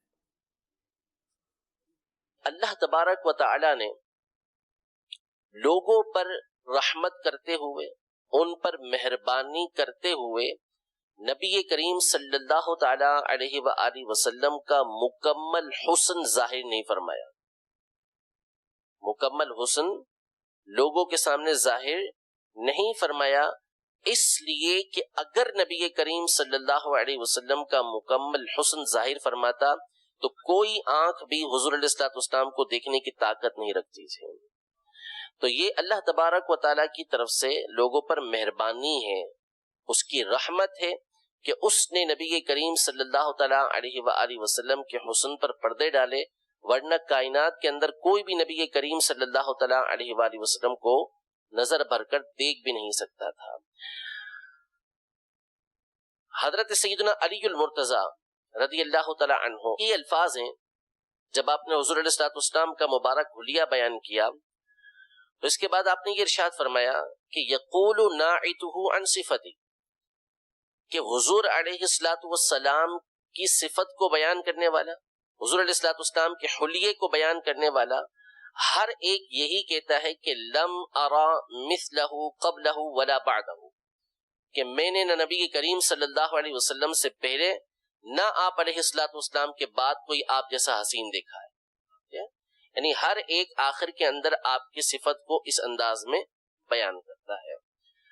ایک ہے نبی کریم صلی اللہ تعالیٰ علیہ وآلہ وسلم کے اعضاء کی خوبصورتی، مثلا آنکھ مبارک کی خوبصورتی، کان مبارک کی خوبصورتی، دانت مبارک کی خوبصورتی، ہونٹ مبارک کی خوبصورتی، بال مبارک کی خوبصورتی، ایک چیز یہ ہے، اور ایک مطلق نبی کریم صلی اللہ تعالیٰ علیہ وآلہ وسلم کا حسن ہے، آپ علیہ السلام کا خوبصورت ہونا۔ علماء نے اس حوالے سے کئی احادیث طیبہ بیان فرمائی ہیں کہ نبی کریم صلی اللہ تعالیٰ علیہ وآلہ وسلم کا چہرہ انور کس قدر حسین و جمیل تھا کہ جہاں آپ تشریف لے جاتے تو ایسا ہوتا کہ وہاں اندھیرا ہوتا تو روشنی ہو جایا کرتی تھی۔ ہاں، حضرت انس بن مالک رضی اللہ تعالی عنہ سے امام حکیم ترمذی نوادر الاصول میں یہ حدیث لے کر آئے کہ آپ نے فرمایا کہ جب نبی کریم صلی اللہ تعالی علیہ وآلہ وسلم مدینہ منورہ تشریف لے کر آئے تو مدینہ منورہ نبی کریم صلی اللہ علیہ وسلم کے نور کی وجہ سے منور ہو گیا، روشن ہو گیا آپ علیہ السلام کی تشریف آوری کی وجہ سے۔ تو آپ علیہ السلام کا حسن و جمال یہ بے مثال ہے، اور کائنات کے اندر کوئی ایسا نہیں کہ جو نبی کریم صلی اللہ تعالیٰ علیہ وآلہ وسلم کے حسن و جمال کی مثل ہو سکے۔ یہ جو امام قرطبی رحمۃ اللہ تعالیٰ علیہ نے بیان فرمایا ہے کہ آپ علیہ السلام کا اگر حسن ظاہری لوگوں کے سامنے ظاہر کر دیا جاتا تو کسی کے اندر طاقت نہ ہوتی کہ وہ آپ علیہ السلام کو دیکھ سکتا۔ یہ اپنی حقیقت پر مبنی ہے، یہ مبالغہ نہیں ہے، اپنی حقیقت پر ہے کہ واقعی ایسا ہوتا۔ اس کو آپ یوں سمجھیں کہ قیامت کے دن جب بندہ جنت کے اندر داخل ہوگا تو وہ اپنے گھر کو جو جنت کے اندر ہوگا اس کا راستہ داخل ہوتے ہی ایسے جانتا ہوگا، بلکہ اس سے بھی بڑھ کر جانتا ہوگا جیسے دنیا میں اپنے گھر کا راستہ جانتا ہے۔ کسی رہنما کی اس کو حاجت نہیں ہوگی، لیکن اللہ تبارک و تعالی اس کے استقبال کے لیے ایک قیم کو مقرر کرے گا، ایک فرشتہ مقرر کرے گا کہ جو اس کو لے کر اس کے گھر تک لے جائے گا، اس کو ساتھ ساتھ لے کر جائے گا، اس کا اہتمام ہوگا۔ اس قیم کے بارے میں روایتوں کے اندر موجود ہے کہ اگر اللہ تبارک و تعالی بندے کی رہنمائی نہ فرمائے، اللہ تبارک و تعالی بندے کو ہدایت نہ دے تو اس کا حسن و جمال ایسا ہوگا کہ بندہ اس کو رب سمجھ کے سجدہ کر دے۔ اس قدر اللہ تبارک و تعالی نے اس کو حسین و جمیل بنایا ہے۔ جنت کی حوریں، ان کے بارے میں احادیث کے اندر موجود ہے کہ اگر یہ اپنا دوپٹہ یا اپنا ناخن زمین والوں کے سامنے ظاہر کر دیں تو اس کی جو چمک دمک ہے ناخن کی، اس کی وجہ سے سورج کی روشنی ماند پڑ جائے گی، سورج کی حاجت نہیں رہے گی، اتنی زیادہ اس کی روشنی ہو۔ اس کے دوپٹے کی وجہ سے اہل دنیا فتنے کے اندر واقع ہو جائے۔ اس قدر اللہ تبارک و تعالی نے ایک عام حور کو حسن عطا فرمایا۔ تو ایک حور کا یہ عالم ہے تو پھر اس کی ملکہ کا کیا عالم ہوگا، اور پھر اس سے بڑھ کر جو حسین و جمیل ہوں گی وہ جنت کی عورتیں ہوں گی، جو دنیاوی عورتیں ہیں، اور مردوں کو اللہ تبارک و تعالی الگ حسن عطا فرمائے گا، اور ان تمام سے بڑھ کر حسن جو ہے وہ نبی کریم صلی اللہ تعالی علیہ وسلم کی ذات کا ہے۔ تو جب ایک حور کو دیکھنے کی طاقت نہیں ہے تو اس کا حسن تو نبی کریم صلی اللہ علیہ وسلم کے حسن کا ایک حصہ ہے، اس کو صدقہ ملا ہے تو پھر نبی کریم صلی اللہ تعالیٰ علیہ وسلم کے حقیقی حسن کو دیکھنے کی طاقت کس کے اندر ہے؟ اللہ سبحان اللہ، نبی پاک صلی اللہ تعالیٰ علیہ وآلہ وسلم کا یہ جمال جہاں آ رہا ہے کہ ایک جھلک دیکھنے کی تاب نہیں عالم کو، وہ اگر جلوہ کریں کون تماشائی ہو۔ امام بصیری رحمۃ اللہ تعالیٰ علیہ نے لکھا منزہ عن شریک فی محاسنہ، منزہ عن شریک فی محاسنہ فجوہر الحسن فیہ غیر منقسم۔ نبی کریم صلی اللہ تعالیٰ علیہ وآلہ وسلم اپنی خوبیوں میں ایسے یکتا ہیں کہ اس معاملے میں ان کا کوئی شریک ہی نہیں ہے۔ یہ وہ بات ہے جو سیدی اعلیٰ حضرت رحمۃ اللہ تعالیٰ علیہ نے یوں بیان کی ہے کہ تجھے یک نے یک بنایا۔ اللہ تبارک و تعالیٰ واحد و یکتا ہے اور اس سے اپنے محبوب جسے بنایا ہے اسے بھی بے مثل و بے مثال بنایا ہے۔ مجھے اعلیٰ حضرت کا وہ شعر یاد آ رہا ہے خالد بھائی، شاید کہ اللہ تعالیٰ سلامت رکھے، برکت عطا فرمائے مزید مفتی حسان صاحب کو۔ اعلیٰ حضرت اعلیٰ حضرت کے شعر میں وَرَفَعْنَا لَكَ ذِكْرَكَ کا ہے سایہ تجھ پر، بول بالا ہے ذکر ہے اونچا تیرا۔ کیا بات ہے، کیا بات۔ تو نبی پاک علیہ الصلوۃ والسلام ایسی شخصیت ہیں، یہ ڈوبتوں کو نا اپنے ذکر سے بلندی عطا فرمائے۔ ہاں ہاں واہ جو ڈوب رہا ہو نا ان کا ذکر واہ کر، واہ واہ۔ جو جسے کہتے ہیں نا ڈیمولش ہو رہا ہو، روڈ پر آ رہا ہو، وہ نبی پاک علیہ الصلوۃ والسلام کو یاد کرے۔ میں مفتی صاحب کا کلپ سن رہا تھا اور ظاہر سی بات ہے ساری باتیں نبی پاک علیہ الصلوۃ والسلام کے حسن کی بات کر رہے تھے، جمال مصطفیٰ صلی اللہ علیہ وسلم کی بات کر رہے تھے۔ اچھا دیکھیے ان کا اپنا انداز ہے۔ مفتی علی اصغر صاحب نے ربیع النور شریف میں بھی ایک سلسلہ کیا تھا نبی کریم علیہ الصلوۃ والسلام کے جمال پر، اللہ، تو ان کا اپنا ایک انداز ہے، لیکن بات ایک ہی ہے۔ تو دونوں کی جو پذیرائی ہے نا وہ آپ دیکھیں عاشقان رسول میں ہے۔ تو نبی کریم علیہ الصلوۃ والسلام کی پاکیزگی، بلندی، رفعت، وسعت اور رحمت کا عالم یہ ہے کہ جو ان کا تذکرہ کرے نا بلال بھائی وہ بھی بلندیوں پہ جانے لگتا ہے۔ خود ہم اپنے دلوں کی کیفیات دیکھیں تو ہم اللہ کی رحمت سے یہ اللہ تعالیٰ نے بس عطا فرمایا عاشقان ہم رسول۔ تیرے اقبال سے پھرتے ہیں سینہ تان کر، واہ، ہم تیرے اقبال سے پھرتے ہیں سینہ تان کر، ناز ہو جاتا ہے پیدا تیرا کہلانے کے بعد۔ واہ، ایسی ہی بات ہے بالکل۔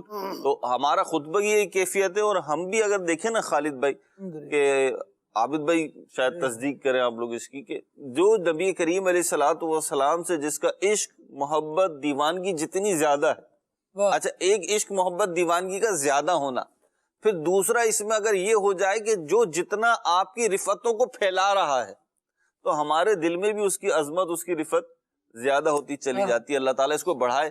عابد بھائی بات کر رہے تھے ابھی اس کلپ سے پہلے نبی کریم علیہ الصلوۃ والسلام کی ذکر کی اور آپ کی جو ہے نا پاکیزگی کی۔ آپ دیکھیے کہ آج کل نا ہائیجین کا بڑا وہ ہے کہ جی ہائیجین ہائیجین ہائیجین، انگلش والا ہائیجین، یہ ہائیجین ہے، یہ ان ہائیجینک ہے، اس کو لے لیا جائے، اس کو چھوڑ دیا جائے۔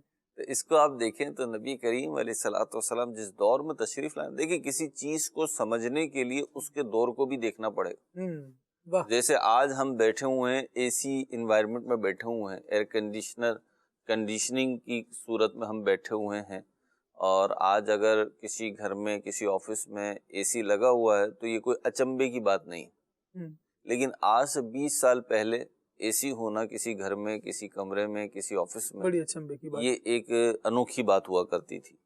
اور آج سے 40 سال 50 سال پہلے کم از کم ہمارے پاکستان ایشیا میں تو ایسا کانسیپٹ نہیں تھا، ٹھیک ہے نا۔ تو اگر اس وقت کوئی یہ بات کرتا کہ جی پنکھے کے نیچے مجھے گرمی لگ رہی ہے، کچھ اور کرو، تو آپ کہتے ہیں اور کیا کریں، اس وقت تو یہی ہو سکتا ہے۔ اچھا آج ہم اے سی سے بڑھ کر کوئی بات کریں، یار اے سی تو چل رہا ہے لیکن مزہ نہیں آ رہا، کچھ اور کرو، تو آپ بولیں گے اب کیا کریں بھائی، برف کی سلے لا کے رکھ دیں گے، یہ تو پرانے دور کی باتیں، یہ تو اے سی سے پہلے رکھی جاتی تھی برف کی سلے کہ جی ہوا آئے گی۔ تو آپ کو انوائرمنٹ دیکھنا پڑے گی کہ اس دور میں کیا کام ہوا۔ تو نبی کریم علیہ الصلوۃ والسلام جس دور میں تشریف لائے اور جس معاشرے میں تشریف لائے، وہاں پہ آپ نے جو تعلیمات پاکیزگی ارشاد فرمائی نا، اس کو اس معاشرے کے کانسیپٹ میں دیکھنا پڑے گا آپ کو، آج کے لحاظ سے نہیں دیکھنا پڑے گا۔ میں بڑی ایک چھوٹی سی بات سوچ رہا تھا صرف کھانے پینے سے متعلق، کہ نبی کریم علیہ الصلوۃ والسلام کی تعلیمات اور آپ کا فیضان جو ہے وہ یہ ہے کہ جب پانی پیو تو دیکھ کے پیو، پانی دیکھ کے پیو، کھانا کھاؤ تو کھانے سے پہلے، کھانے کے بعد ہاتھ دھو لو. اچھا کھانا کھاؤ تو کھانا اپنی طرف سے کھاؤ. تو یہ جو دو چار میں نے ایسے کہہ دیے نا اور آپ نے بھی ہوں کیا ہے, اور میں نے ہاں, لیکن یہ بہت بڑی باتیں اس معاشرے کے لحاظ سے. آج تو ہم پلیٹوں میں کھانا شروع ہو گئے, دسترخوان بچھنا شروع ہو گئے, لیکن یہ تعلیمات نبی پاک علیہ الصلوۃ والسلام کی اس دور کی ہیں. آج سے 1400 سال پہلے جب کوئی پانی کا نظام نہیں تھا, مشکوں میں مٹکوں میں بھر کے پانی لایا جاتا تھا, جب کوئی گھروں میں فٹنگز نہیں ہوتی تھی, سیوریج کا وہ نظام نہیں تھا, پانی کی رسائی, پانی کی پہنچانا اس طریقے سے نہیں تھا, اس وقت نبی کریم علیہ الصلوۃ والسلام یہ تعلیمات ارشاد فرما رہے ہیں. اور وہ چیزیں جن سے لوگ کراہیت کریں, جن سے ان کی طبیعتوں میں ایک بوجھل پن پیدا ہو, ان سے منع فرما رہے ہیں. کیوں؟ کیونکہ آپ پاکیزہ ہیں, پاکیزگی کی تعلیم دیتے ہیں. اور آپ جن لوگوں کی تربیت فرما رہے تھے نا, آپ خود تو ہیں ہی مثالی نمونہ, لیکن اصل میں آپ نے جن افراد کی تربیت فرمائی نا, وہ بھی ایک تراشیدہ نمونہ ہی بنے پھر, کہ ان کو دیکھ کر لوگوں کی زندگیاں سنوری. فاروق اعظم, صدیق اکبر, حضرت عثمان غنی, حضرت علی رضی اللہ تعالی عنہم اور دیگر صحابہ, یعنی ان میں تو ادنا کوئی ہے ہی نہیں, چھوٹا تو کوئی ہے نہیں.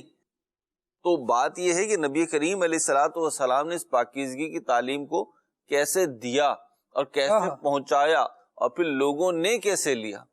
کیا بات. یعنی ایک ایک چیز تو نظافت کے اعتبار سے بیان نہیں ہو سکتی, ظاہر سی باتیں ہونی. ایک ایک چیز کو بیان کرنا, اب جیسے یہ مشکیزے کو منہ لگا کر پانی پینے سے, جی اب دیکھیں آپ موجودہ دور میں اب اگر کوئی یہ کہے جی بوتل کو پانی منہ لگا کے پانی پی رہے ہیں, تو یہ بھائی آپ ابھی بیان کر رہے ہیں, نبی کریم صلی اللہ علیہ وسلم نے اس کو پہلے بیان فرما دیا. ایسے ہی یہ کھانے سے پہلے ہاتھ دھونا اور یہ چیزیں, مشکیزے کو منہ پانی لگا, اور رات کو جب سوئیں تو برتن کو ڈھک دیا کریں. کیا ہے؟ کیا بات. برتن کو ڈھک دیا کریں. یہ کیا ہے؟ یہ نظافت ہے, یہ صفائی ستھرائی. تھوڑا سا اگر اس کو دوبارہ جو مہروز بھائی کہہ رہے تھے, باطنی چیزوں کو بھی بیان فرمایا کہ رات کو بلائیں اترتی ہیں, ان کھانوں میں نہ اتر جائیں. ایک تو ظاہری تمہارا برتن صاف ستھرا رہے گا, تمہارے کھانے کی چیز تمہیں وہ رہے گا کہ کچھ اندر نہیں گیا, اور دوسرا وہ چیزیں جو تمہیں دکھتی نہیں ہیں, میں دیکھ رہا ہوں. نبی کریم صلی اللہ علیہ وسلم نے فرمایا گویا کہ وہ چیزیں جو تمہیں نہیں دکھتی, آسمان سے بلائیں اترتی ہیں, جو کھلا برتن ہوتی ہے اس میں چلی جاتی ہیں, وہ میں دیکھ رہا ہوں, تمہیں اسے بھی بچانا ہے. ایک حدیث میں تو واضح طور پر یہ ارشاد فرمایا نا, انی ارا ما لا ترون واسمع ما لا تسمعون, میں وہ دیکھتا ہوں جو تم نہیں دیکھتے, میں وہ سنتا ہوں جو تم نہیں سنتے. مہروز بھائی جو بات ارشاد فرما رہے تھے کہ اس بات کو سمجھنے کے لیے اس دور کے حالات اور سینیریو ذرا دیکھا جائے, تو جب مکان کچے ہیں اور گارے سے بنے ہوئے ہیں اور اس طرح سے ہیں کہ کچی مٹی سے لیپے ہوئے ہیں, اور اس طرح وادی مکہ ہے, نہر نہیں بہ رہی ہے وہاں جی, اور اس میں نبی پاک صلی اللہ تعالیٰ علیہ وآلہ وسلم کا یوں اہتمام فرمانا کہ اپنی چیزوں کو کیسے رکھنا ہے, نفاست کی طرف جائیں اور صفائی ستھرائی کی طرف جائیں, قلوب کی پاکیزگی کی طرف جائیں. منع فرما دیا, تم میں سے کون پسند کرے گا اپنے بھائی کا گوشت کھانا. اللہ. تو یہ قلوب کی پاکیزگی, کہ اپنے دل میں جو ہے نا کینہ مومن اور بغض مومن اور غیبت مومن, ان چیزوں کو نہ پالو, ان چیزوں کو بیان نہ کرو. یہ کیا, یہ پاکیزگی ہے. اور میں ابھی آپ سے عرض کر رہا تھا, وہ نقطہ میں عرض کرتا ہوں کہ دین اسلام کی تعلیمات کو اگر بغور مطالعہ کریں نا, بغور دیکھیں, یہاں پہ بہت کھلی ڈولی تو مثالیں نہیں دی جا سکتی, لیکن میں ایک اصولی بات عرض کروں نا اگر, تو باطن کا تعلق ظاہر سے ہے اور ظاہر کا تعلق باطن سے. یہ دونوں ایک دوسرے سے کیا کہنا چاہیے, لازم و ملزوم ہے, ایک دوسرے کے لیے شرط کی کیفیت رکھتی ہیں. اگر آپ کا باطن اچھا ہے نا تو ظاہر بھی اچھا ہوگا, اور اگر ظاہر اچھا ہے تو باطن اچھا ہوگا. میں اس کی ایک بڑی موٹی سی مثال دیتا ہوں جس سے مدنی چینل کے ناظرین بھی گزرے ہوں گے. اگر آپ صاف ستھرا ڈریس پہنے ہوئے نا ظاہری طور پر, کہ جیسے ہم پہنے ہوئے اس وقت صاف ستھرا سفید لباس پہ, تو آپ کیچڑ کے پاس سے گزریں گے نا تو لباس سمیٹ کے گزریں گے, اور آپ کی پوری کوشش ہوگی کہ کوئی چیٹ میری غلطی سے نہیں, کسی اور کی غلطی سے, کسی اور کی غلطی سے بھی میرے کپڑوں پہ نہ آئے. تو آپ کا ظاہر نے تقاضا کیا کہ جی نظافت کو برقرار رکھا جائے. واہ. اور یہ سفید لباس بالخصوص جو ہے, یہ تو روحانی طور پر یعنی یوں کہہ لیجئے کہ مشاہدہ بھی ہے, اس کا تجربہ بھی ہے, اور لوگوں نے بھی بیان کیا کہ جب سفید کپڑے پہنتے ہیں نا تو روحانیت کی طرف مائل ہوتا ہے بندہ, یعنی رنگوں کے اپنے اثرات ہوتے ہیں. سفید رنگ جو ہے نا وہ روحانیت کی طرف, نیکی کی طرف, بھلائی کی طرف ڈائیورٹ کرتا ہے، بندے کی سوچ اور اپروچ کو لے کر جاتا ہے. ٹھیک ہے. تو یہ ظاہر ہے. اب باطن اچھا ہو، جب اللہ اس کے رسول کی محبت سے بھرا ہو باطن، جب دل صاف ہوگا اور تو انسان جو ہے نا ظاہری اعتبار سے بھی پھر صفائی کی طرف جائے گا. نماز کے لیے صفائی ضروری ہے، نظافت ضروری ہے، پاکیزگی ضروری ہے، طہارت ضروری ہے، اور نماز انسان کو پاکیزہ رکھتی ہے. واہ. تو یہ یوں سمجھ لیجئے میں جو بات بیان کر رہا ہوں صرف پاکیزگی میں نہیں چلے گی، صرف پاکیزگی کی بات نہیں ہے، دیگر امور میں بھی چلے گی. کہ اگر آپ کا اندر کلیئر ہے تو ظاہر بھی کلیئر ہوگا، اور ظاہر کلیئر ہے تو اندر بھی اللہ نے چاہا تو کلیئر ہو جائے گا. اور ایک جیسا نہیں ہے تو تھوڑے وقت کے بعد ہو جائے گا، بعض چیزوں میں وقت لگتا ہے. جی ہاں. تو تھوڑا سے وقت کے ساتھ اگر نبی پاک صلی اللہ تعالیٰ علیہ وآلہ وسلم کی تعلیمات کو بندہ لیتا پانی رہے کو گا، برف بننے میں اور برف کو پانی بننے میں وقت لگتا ہے. وقت لگتا ہے، بالکل وقت لگتا ہے. تھوڑا سا چیزوں کو ٹائم دینا ہوگا. اور مدنی چینل کے ناظرین ایک بات اس کو ذرا سا ریئلائز کرنے کی ضرورت ہے، وہ یہ ہے کہ میں کون؟ جواب آئے گا میں مسلمان. نبی پاک صلی اللہ تعالیٰ علیہ وآلہ وسلم نے واضح ایک قانون دے دیا، اسلام لے آؤ سلامت رہو گے. اب ان اصولوں پر اور اسلام کے لائے ہوئے اصولوں پر جب آپ قبول کر لیا نا، اس کو اسلام کو قبول کر لیا، دیکھیں کوئی بھی ملت، کوئی بھی ملک، کوئی بھی کنٹری آپ سے آ کر یہ تقاضا نہیں کرتی، آپ کے ہاتھ پاؤں نہیں جوڑتی، آپ کو فورس نہیں کرتی کہ آپ ہمارے ملک میں آئے، کوئی آپ کو نہیں بولتا. بالکل ایسے. لیکن جب آپ جاتے ہیں ترغیب دیتی ہے، ترغیب دیتی ہے، بھئی آ جاؤ تو ہم آپ کو فیسیلیٹیٹ کریں گے، یہ آپ کے لیے فائدہ ہوگا، بینیفیشل ہوگا. بائی فورس آپ کو نہیں لے کر جایا جاتا. لیکن جب آپ چلے جاتے ہیں تو پھر وہاں کا جو قانون ہے نا وہ آپ نے تسلیم کرنا ہوتا ہے، اس پر عمل کرنا ہوتا ہے، اور اسی کے مطابق پھر آپ کو ٹریٹ کیا جاتا ہے. جب آپ نے اسلام کو قبول کیا ہے، اس سے محبت کی ہے، اس کو دل میں جگہ دی ہے، تو اب جب اسلام میں آ گئے نا، اب اسلام کے قوانین بھی مانتے چلے جائیں. ارشاد فرمایا یا ایھا الذین آمنوا ادخلوا فی السلم کافہ، اے ایمان والوں اسلام میں پورے داخل ہو جاؤ. اب جب ان تعلیمات میں داخل ہوں گے نا تو آپ دیکھیے گا کہ یہ گریجولی کیسے ہمارے دل کی دنیا کو بدلتی ہے. وہ جو چیز ہے نا کہ ایک سہارا لینے کے بعد دھوپ سے سائے میں آئے، سکون تو ملا، لیکن تھوڑی دیر دیں، تھوڑا ٹائم لگا رہے، ذرا سائے میں بیٹھے رہیں، آپ کو پھر مزید تازگی، جیسے جیسے دھوپ کا پسینہ آپ کا خشک ہوگا نا ویسے ویسے تازگی مزید بڑھتی چلی جائے گی. جیسے جیسے اسلام کے احکامات پر عمل کرتے چلے جائیں گے تو وہ پاکیزگی، وہ نظافت، وہ طہارت، وہ سب کی سب انشاءاللہ انہینس ہوتی چلی جائے گی، بڑھتی چلی جائے گی. لوگ ہمیں سمجھا رہے ہوتے ہیں خالد بھائی، ٹریفک رولز کے اعتبار سے لوگ سمجھا رہے ہوتے ہیں کہ جی یہ ٹریفک رول جو ہے نا، پچھلے دنوں کچھ عرصہ پہلے کی بات ہے، عالمی مدنی مرکز میں ایک سیشن تھا، تو اس میں ایک پولیس ڈپارٹمنٹ کے آفیسر تشریف لائے تھے، اور وہ اس وقت اس پہ کام کر رہے تھے کہ جی کراچی میں، شہر کراچی میں جو حادثات ہو رہے ہیں اس کی وجوہات کیا ہیں. تو انہوں نے مختلف باتیں کی تھی. اس میں سے ایک بات یہ بھی تھی کہ جی ٹریفک رولز جو ہے نا، ہمارے یہاں لوگوں کو اس کی ایک تو اویئرنیس نہیں ہے. ٹھیک ہے. اچھا اویئرنیس ہے بھی تو وہ کہتے ہیں کہ جی ہم آزاد ہیں، ہم کیوں فالو کریں. تو جب وہ آزاد اور یہ تصور ہوتا ہے کہ ہم آزاد ہیں، ہم کیوں فالو کریں، ہم کیوں پابند کریں، وہ اپنی عقلیں لڑاتے ہیں نا جی، تو پھر حادثات ہوتے ہیں، اور ان حادثات کی وجہ سے جانیں چلی جاتی ہیں. تو آپ جو بات کر رہے تھے میں اسی کو سیکنڈ کر رہا ہوں جی، کہ جب ہم دین اسلام کے ماننے والے ہیں، ہم نے دین اسلام قبول کیا، اور یقیناً کسی بھی نیکی اور کسی بھی گناہ سے بڑی نیکی یا گناہ جو ہے نا وہ کفر اور ایمان ہے. اس سے بڑی کوئی نیکی، اس سے بڑا کوئی گناہ نہیں ہے. ٹھیک ہے. تو جب ہم نے اتنی بڑی نیکی اختیار کر لی، کون سی؟ ایمان لانے کی. یہ تو سب سے بڑی نیکی ہے نا دنیا میں، اس سے بڑی کون سی نیکی کہ ہم ایمان لے آئے. تو جب ہم ایمان لانے کی نیکی اختیار کر لی تو ہمارے اندر اللہ کی رحمت سے وہ پوٹینشل تو ہے اور توفیق بھی ہے، کانفیڈینس بھی ہے. کہتے ہیں نا کہ نہیں وہ نیکیوں کی طرف رجحان نہیں بنتا. کیسے نہیں بنتا؟ اتنی بڑی نیکی کر لی آپ نے، تب بقیہ نیکی تو اس سے چھوٹی ہیں. تو کوشش کریں گے تو بنے گا. اور ہم جب فالو کر رہے ہیں تو کمپلیٹ فالو کریں. کسی بھی چیز کو، موبائل فون لیتے نا خالد بھائی جی، تو بعض اوقات اس کی وارنٹی گارنٹی کا بھی کچھ کیس ہوتا ہے. صحیح. تو اس کے ساتھ گائیڈ لائن بھی ملتی ہے کہ اس کی وارنٹی گارنٹی ہے کس صورت.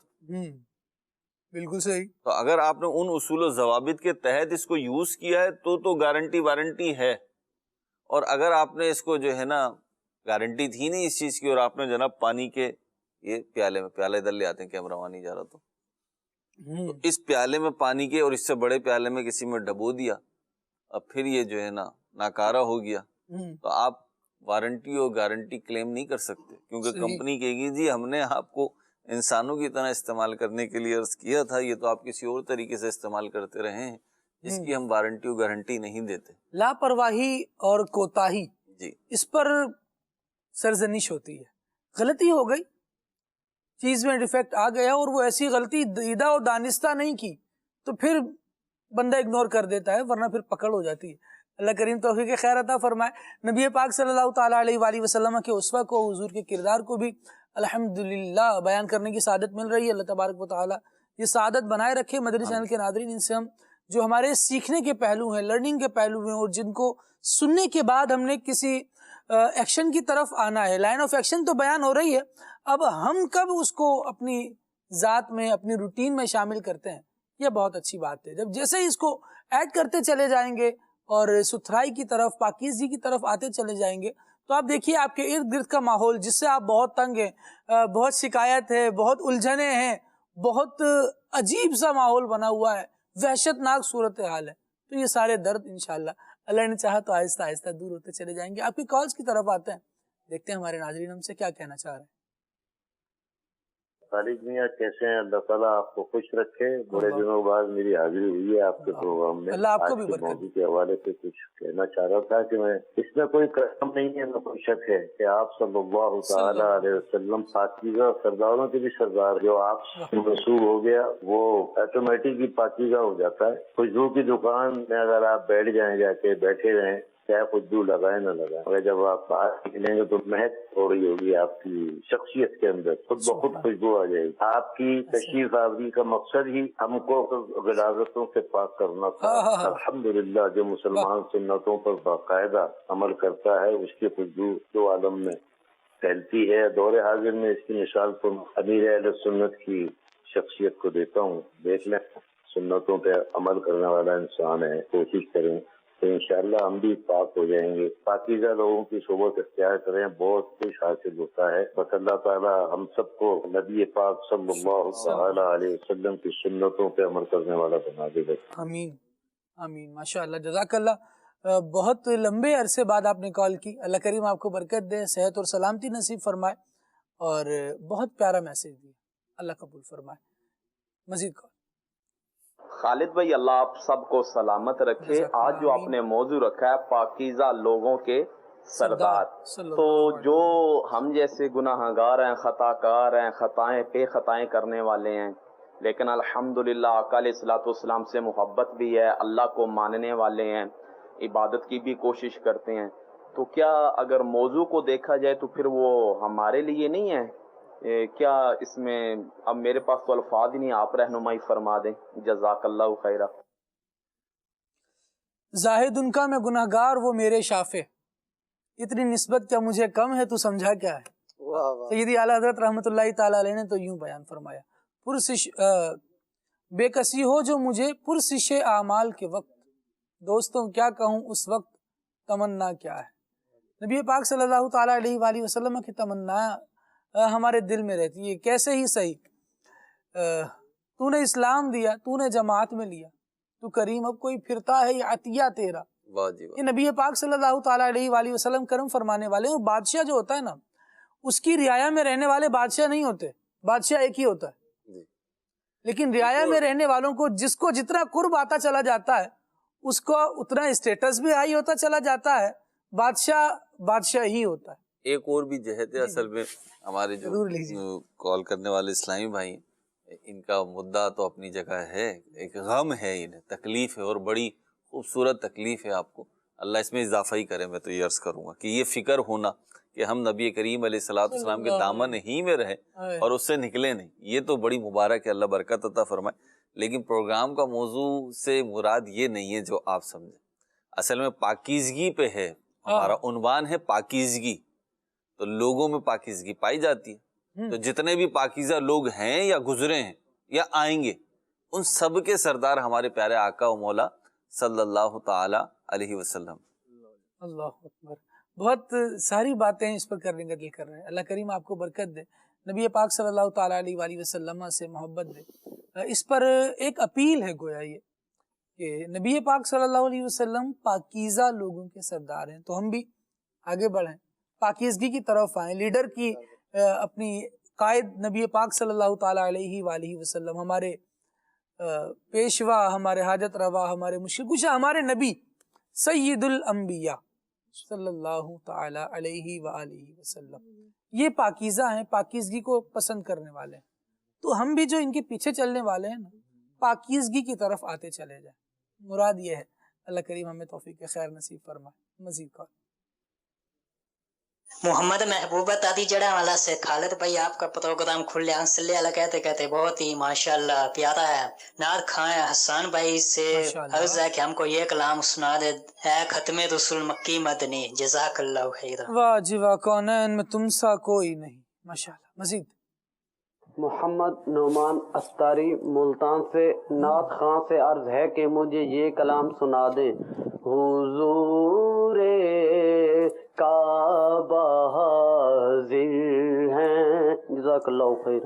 سبحان اللہ سبحان اللہ، حرم کی خاک پر سر ہے، بڑی سرکار میں پہنچے مقدر یاوری پر ہے، نہ ہم محروس میں وہی والی بات، نہ ہم آنے کے لائق تھے نہ منہ قابل دکھانے کے، مگر ان کا کرم بندہ نواز و بندہ پرور ہے۔ واہ، یہ بڑوں کی بڑی بات ہے۔ مزید کال دیجیے۔ ماشاءاللہ آج کا موضوع لوگوں کی اصلاح کے لیے جو رکھا گیا ہے، اور میری ایک نعت کی فرمائش ہے جس کے بول یہ ہیں: ہر وقت تصور میں مدینے کی گلیوں اور یاد محمد کی میرے دل میں بسی ہوں۔ سبحان اللہ سبحان اللہ، بہت پیارا کلام۔ امیر اہل سنت پہ کچھ ترمیم امیر اہل سنت دامت برکاتہم العالیہ نے اس میں فرمائی، اور ہر وقت کی جگہ ارشاد فرمایا ایک کاش تصور میں مدینے کی گلی۔ تو اس ترمیم کو قبول کر لیں۔ امیر اہل سنت دامت برکاتہم العالیہ کے اشعار ملاحظہ کرنے کے لیے امیر اہل سنت کا بہت پیارا دیوان وسائل بخشش، یہ اپنے پاس رکھیں، اس کو پڑھتے بھی رہیں، ویسے بھی ذوق ملتا رہے گا۔ اور امیر اہل سنت دامت برکاتہم العالیہ نے جو ترمیم فرمائی اپنے بعض اشعار میں، وہ بھی رینیو ہوتی چلی جائیں گی، اپڈیٹ چیز سے واقفیت ہوتی چلی جائے گی۔ مزید آپ مجھے امیر اہل سنت کی شان میں کلام سنا دیجئے، میرے پیر دی ہر دم خیر ہوئے۔ سبحان اللہ سبحان اللہ۔ مزید نعت خواہ اسلامی سے کلام سنا دیجئے۔ سرور کہوں کہ مالک و مولا کہوں تجھے۔ کیا بات ہے جی، سبحان اللہ سبحان اللہ۔ نہ ہو آرام جس بیمار کو سارے زمانے سے، اس کلام کی فرمائش ہے۔ اچھا جی، وعلیکم السلام ورحمۃ اللہ وبرکاتہ۔ گلزار اتاری خانے وال سے، اچھا جی، ان کا کہنا یہ ہے کہ حضور ایسا کوئی انتظام ہو جائے، یہ کلام سنا دیں۔ واہ جی، اللہ برکت دے آپ کو۔ Today topic is very nice, ماشاء اللہ، جزاک اللہ، بہت شکریہ۔ اکاڑا سے میسج ہے اور نروال سے میسج ہے، بھائی آج کا موضوع بہت زبردست ہے، جزاک اللہ جی، شکریہ۔ آپ سب کے مدنی پھول مدینہ مدینہ، ماشاء اللہ، اللہ کریم ہم سب کو اور آپ سب کو، دیکھنے والوں کو بھی مدینہ دکھائے، دعائیں مدینہ دینے والوں لینے والوں سب کی خیر فرمائے۔ جا زندگی مدینے سے جھونکے ہوا کے لا، اس کلام کی فرمائش ہے۔ اور یہ کلام سنا دیں کہ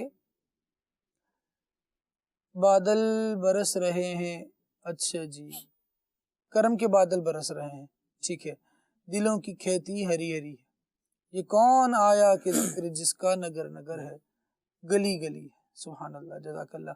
حسان بھائی کی طرف بڑھتے ہیں، کچھ کلام سنتے ہیں، اس کے بعد آپ کے کچھ ویڈیو پیغامات ہیں، وہ بھی انشاءاللہ سنیں گے۔ صلو علی الحبیب صلی اللہ تعالی علی محمد صلی اللہ علیہ وسلم۔ حضور کعبہ حاضر ہیں، حضور کعبہ حاضر ہیں، حرم کی خاک پر سر ہے، حضور کعبہ حاضر ہیں، حرم کی خاک پر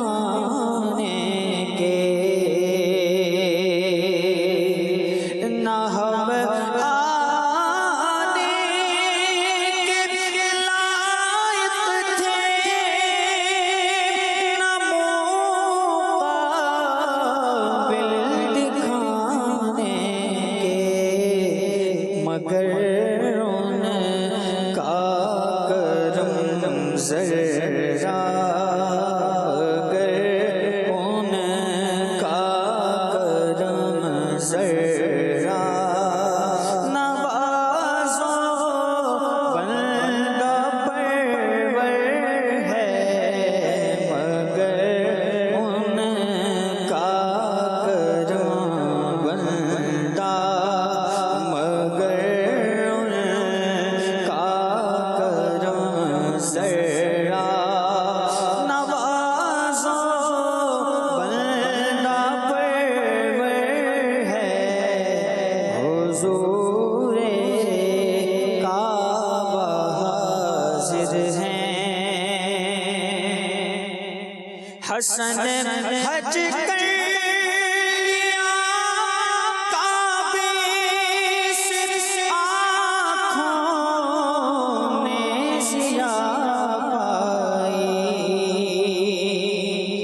حسن حج کر لیا کعبے سے آنکھوں نے ضیا پائی چلو دیکھیں وہ بستی جس کا رستہ دل کے اندر ہے چلو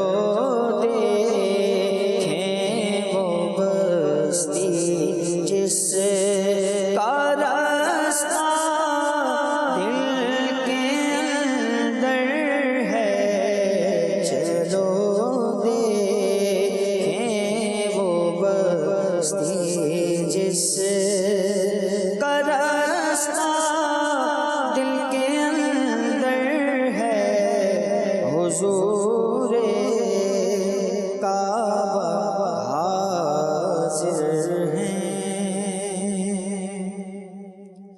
اے کاش تصور میں مدینے کی گلی ہو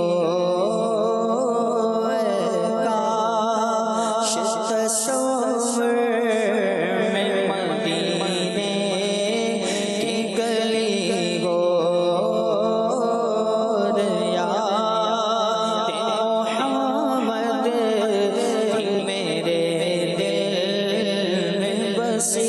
بسی ہو یاد محمد کی میرے دل میں بسی ہو تو سوز بلال آقا ملے درد رضا سا تو سوز بلال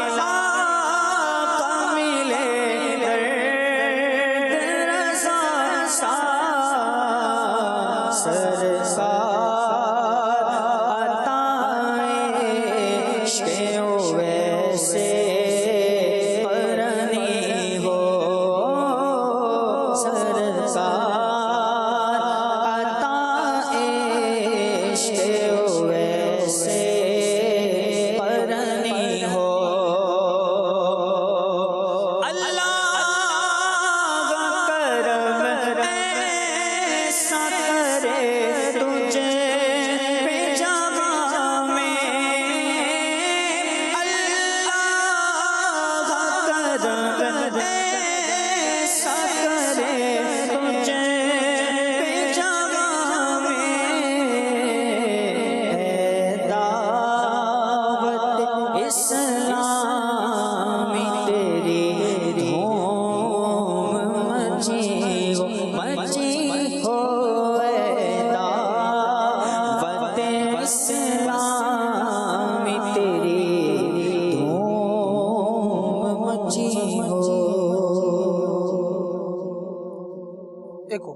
سرور کہوں کے مالک مولا کہو تجھے سرور کہوں کے مالک مولا کہوں تجھے باغ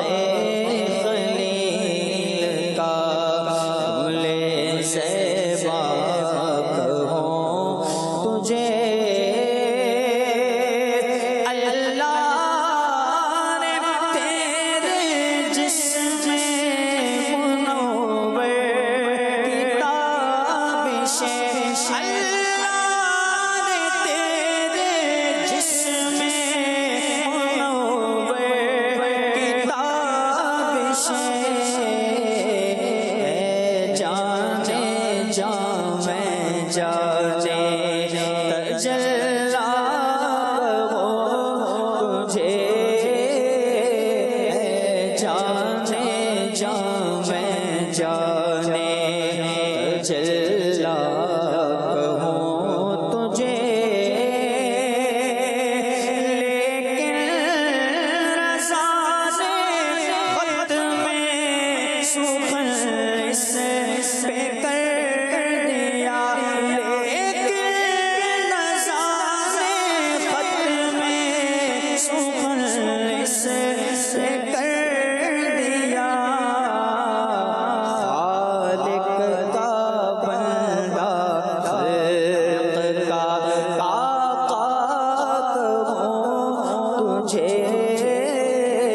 खालिक का बंदा खल्क़ का आका कहूँ तुझे, सरवर कहूँ के मालिक मौला कहूँ तुझे।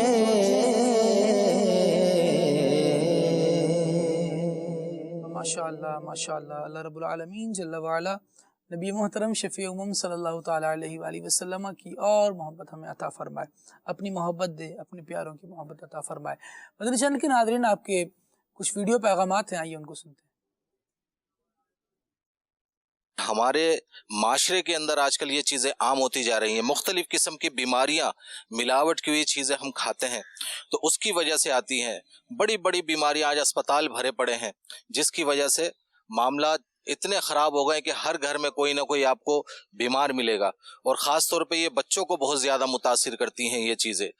हमें चाहिए कि हम अपने माशरे के अंदर इस चीज़ को आम करें कि ये किस कदर मुज़ीर चीज़ है मिलावट करना, और जिससे माशरा जो है वो बहुत सारी बीमारियों में मुब्तला हो रहा है। हमारे प्यारे नबी सल्लल्लाहु ताला अलैहि वसल्लम ने मिलावट करने वालों के लिए क्या इरशाद फरमाया? अल्लाहु अकबर।